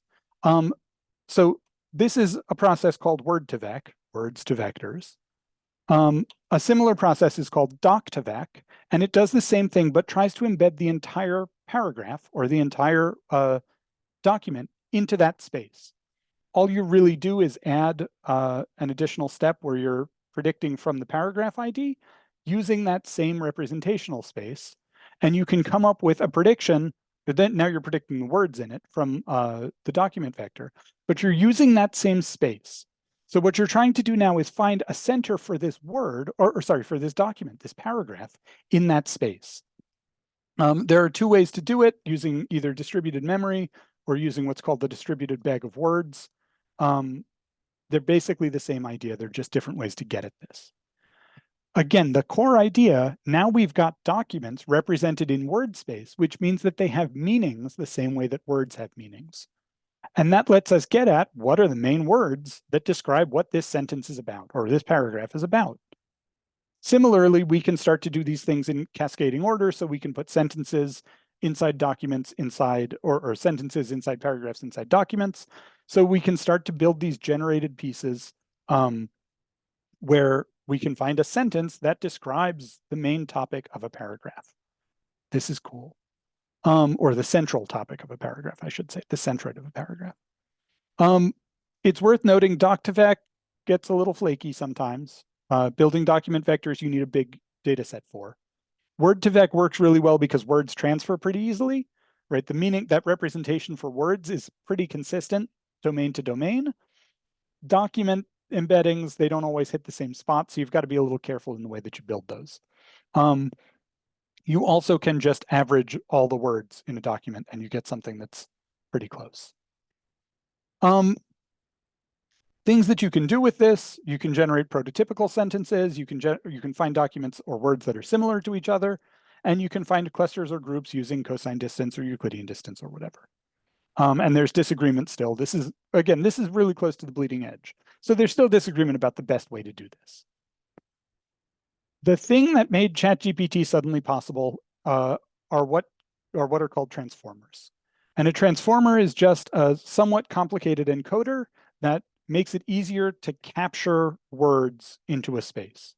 I'm not going to get into the big details of this. It's a slightly different model, and it uses a lookup table that it also has to train.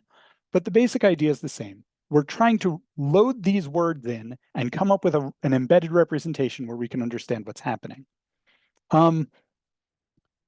Elmos and BERDs and GPTs, these models take a lot of training. This is like all of Wikipedia goes through it, as well as everything else that ChatGPT could, or that OpenAI could get its hands on. When you look at the training documents for this, it's millions, if not hundreds of millions or billions of text entries to build these things up. What's cool about them though, so Word2Vec vectors always find a single spot for a word. Elmos and these other transformer models capture some of the context along with the word, which means that they're getting a slightly different measure each time, right? They're getting a slightly different point in this space when you're talking about playing a game versus when you're talking about a play or seeing someone play. Those are slightly different meanings of play, some of them big differences, and so you get different word senses from each of them. Other than that, the idea is the same. And so we can look at these in, sort of as similar things. The other nice thing is it also has nice ways to do generation and to come out with new text. And so you can use these to generate text from a point, for example, to make a summary sentence that's different than what you put in. The best thing about these, far and away, is that they can be shared after they're trained on bazillions of text elements. They can be shared and you can use them straight off the shelf without too much effort. Hugging Face is sort of the center for this, huggingface.co. It's just a web page that hosts all of these things for Apple and Meta and Google and everybody else, Facebook, everybody else who's building these. So we can just pull them down and use them. Before we get to that, I'm not sure what's happening there. Before we get to that, let's talk through Word2Vec, and then we'll go from there into Elmos and BERTs. Most of the processing that's done with Elmos and BERTs and things like it is done in Python. And so if you want to do it in R, you have to first install Python for R. That's why I separated 3-2 into a separate document, but we'll work through both of these now. Here we go, RStudio again. We'll do it direct in the RStudio window since that seemed to work okay. Here we've got two packages, doc2vec and Word2Vec. The continuous bag of words representation turns out not to be too tough to generate. We go through the same process we went through before, right? We read the data in, we get rid of all the any labeling issues. And then we just pass it to the Word2Vec function. Now, this has to train the model to understand these. It has to fine-tune the model to be able to understand what's going on. And with a continuous bag of words, with a word-to-vec model, it's building it mostly from scratch. So we do have to tell it how many dimensions we want and how many iterations we want to make it fit itself. But we also, if we want to, you can go over and grab one that's already been trained. If you want one that's 500 dimensions or more, and those can work straight out of the box. Again, you'll have to train it if you want to get documents into it, but just to be able to understand words, you can pull that directly. So here we go. We generate the continuous bag of words model, and you'll notice it's pretty fast. From there, we can look at the embeddings, and you can see the embeddings are just list of numbers. So this is the embedding for the word moment. These are meaningless. This is a meaningless vector, right? Or I should say, each of these numbers is meaningless. It's just some axis in this big space that defines words. But once we have it, we can do things like look at the words that are similar to it. And again, this is a relatively small data set. We're generating some things that are relatively close, but you can see moment, standing, or the things close to moment are standing and after, challenges, which again, there's a lot of mindfulness in this data set, empathy, project, it might be project, it's unclear. There's some similarity actually here, and you'll notice similarity isn't great. It's relatively low, 3/4 or so. So they're not, lookalikes. They're not exactly the same, but they're not too different from one another. They're actually pretty decent. They're actually pretty decent terms. If you have a bigger data set, if you use more dimensions, if you use a pre-trained model, you'll get even better deals, even better fits across this. Again, we can average, so we can come up with a sentence embedding for this is a moment, average it together and ask for the nearest things to that. And again, apart from, of course, the words that are in it, vibes comes out in this is a moment, enjoying, timeless. These are words that are relatively similar to the meaning of that sentence, right? That capture something about what you would be meaning if you said this is a moment. Rather than using an average, sorry, was there a question? Okay. Rather than using an average, we can generate paragraph vectors. And we do this using the doc2vec model. Here we have to, because doc2vec isn't, or requires us to use its own names, we have to call it the ID doc ID, and we have to change the text into lowercase text, both in terms of it actually being lowercase and in terms of the column name being lowercase. Now, here we're using the distributed memory paragraph vectors. The distributed bag of words is better, but takes longer. And so for these purposes, because we don't have that much time, we're going to run the paragraph vectors. Again, I'm using 200. The tradition in this space is to use 300 because they did that the first time and it worked okay.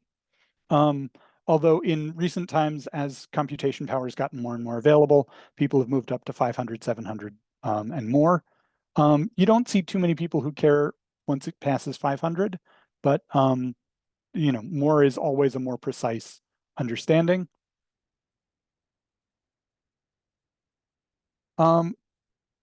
And again, we can generate this doc2vec model.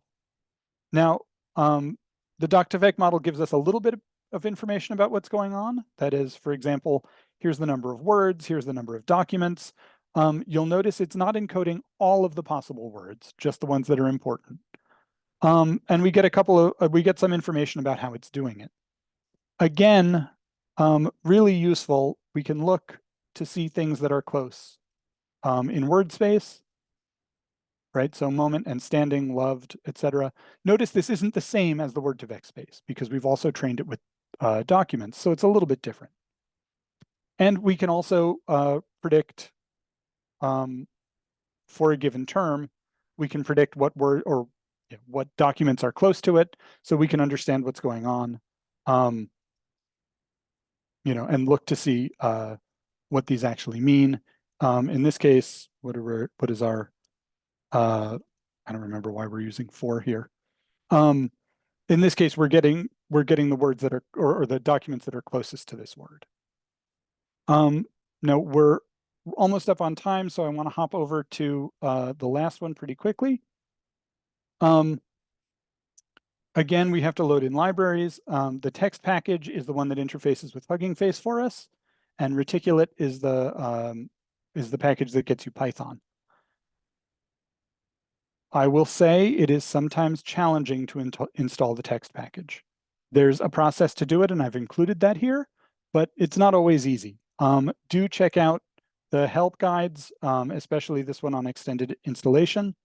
It's a good way to understand what's going on. The process is the same. Now we're generating text embeddings out of this data set.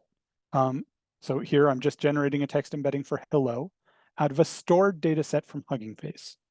Now, in this particular case, the default one is what's called T5. It's a Google database, and this is the small version of T5, which means it's only 320 million parameters, I think. So it's not that many comparatively. The full-sized one is 11 billion. But it runs very quickly on a laptop, right, or on a home PC. So you can pull this down relatively fast. Again, we can pull an embedding for hello, and again, we can go search for nearby words and things like that. More fun, we can take a longer text and we can ask for a summary. Now, what this is doing is converting to that document representation and then generating text using the inverse transformer, right? Trying to turn it back into an ongoing stream of text. Here, again, we're using this PSU text that we had before that's just pulled from the, pulled directly off of the website, and we're running the text summarization function. And we get the Penn State University is a multi-campus land-grant public research university. That's the summary of the mission of Penn State.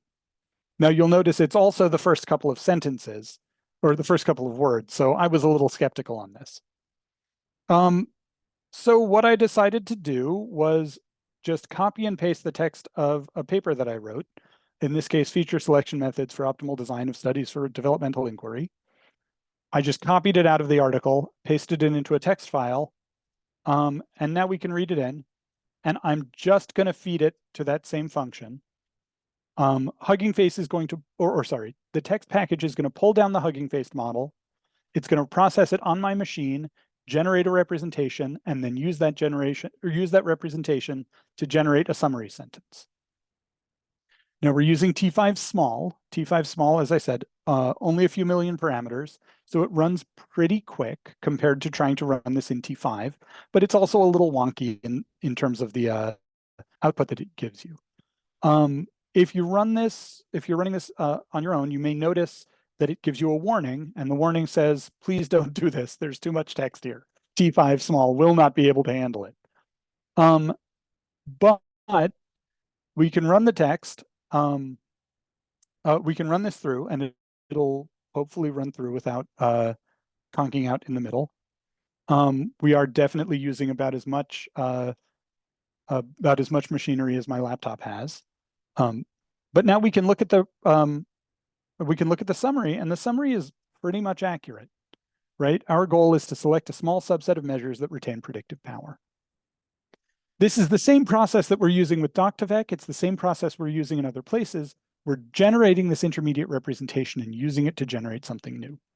Again, that intermediate representation can also be used for clustering. It can also be used to predict things. It can also be used for any number of other things to try and find out what's happening, to ask questions about the world. We are right up on time, and I don't want to run over.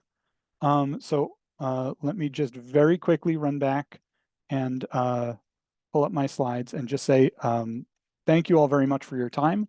I'm happy to hang out here and answer questions if people have questions.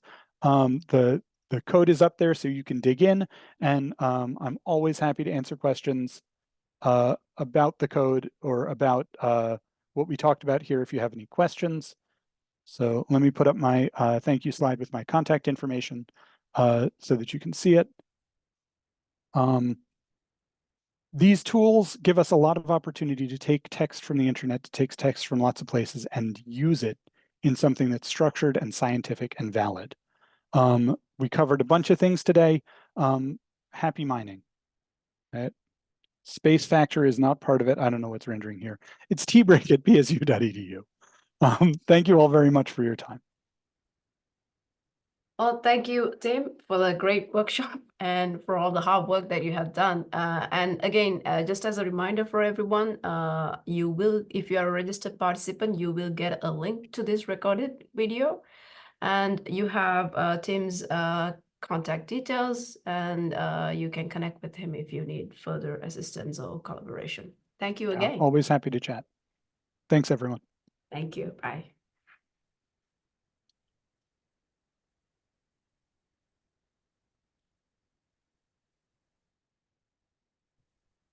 Hey, Tim. Just wanted to say hi before signing off. Hey, And a great presentation. thanks. Yeah. Did Thank it you. make sense? Or did you follow? I mean, some of it was definitely over my head, but That's why the it was video's there. interesting. Yeah, and that's exactly what I was thinking. I was like, this is great that he posted all the learning material and everything that I need. And Just wanted to say again, thank feel you. free to reach out. Awesome. Tim, Thanks, thanks Tim. a lot. Take care. Yeah, absolutely. Thanks a lot, Tim.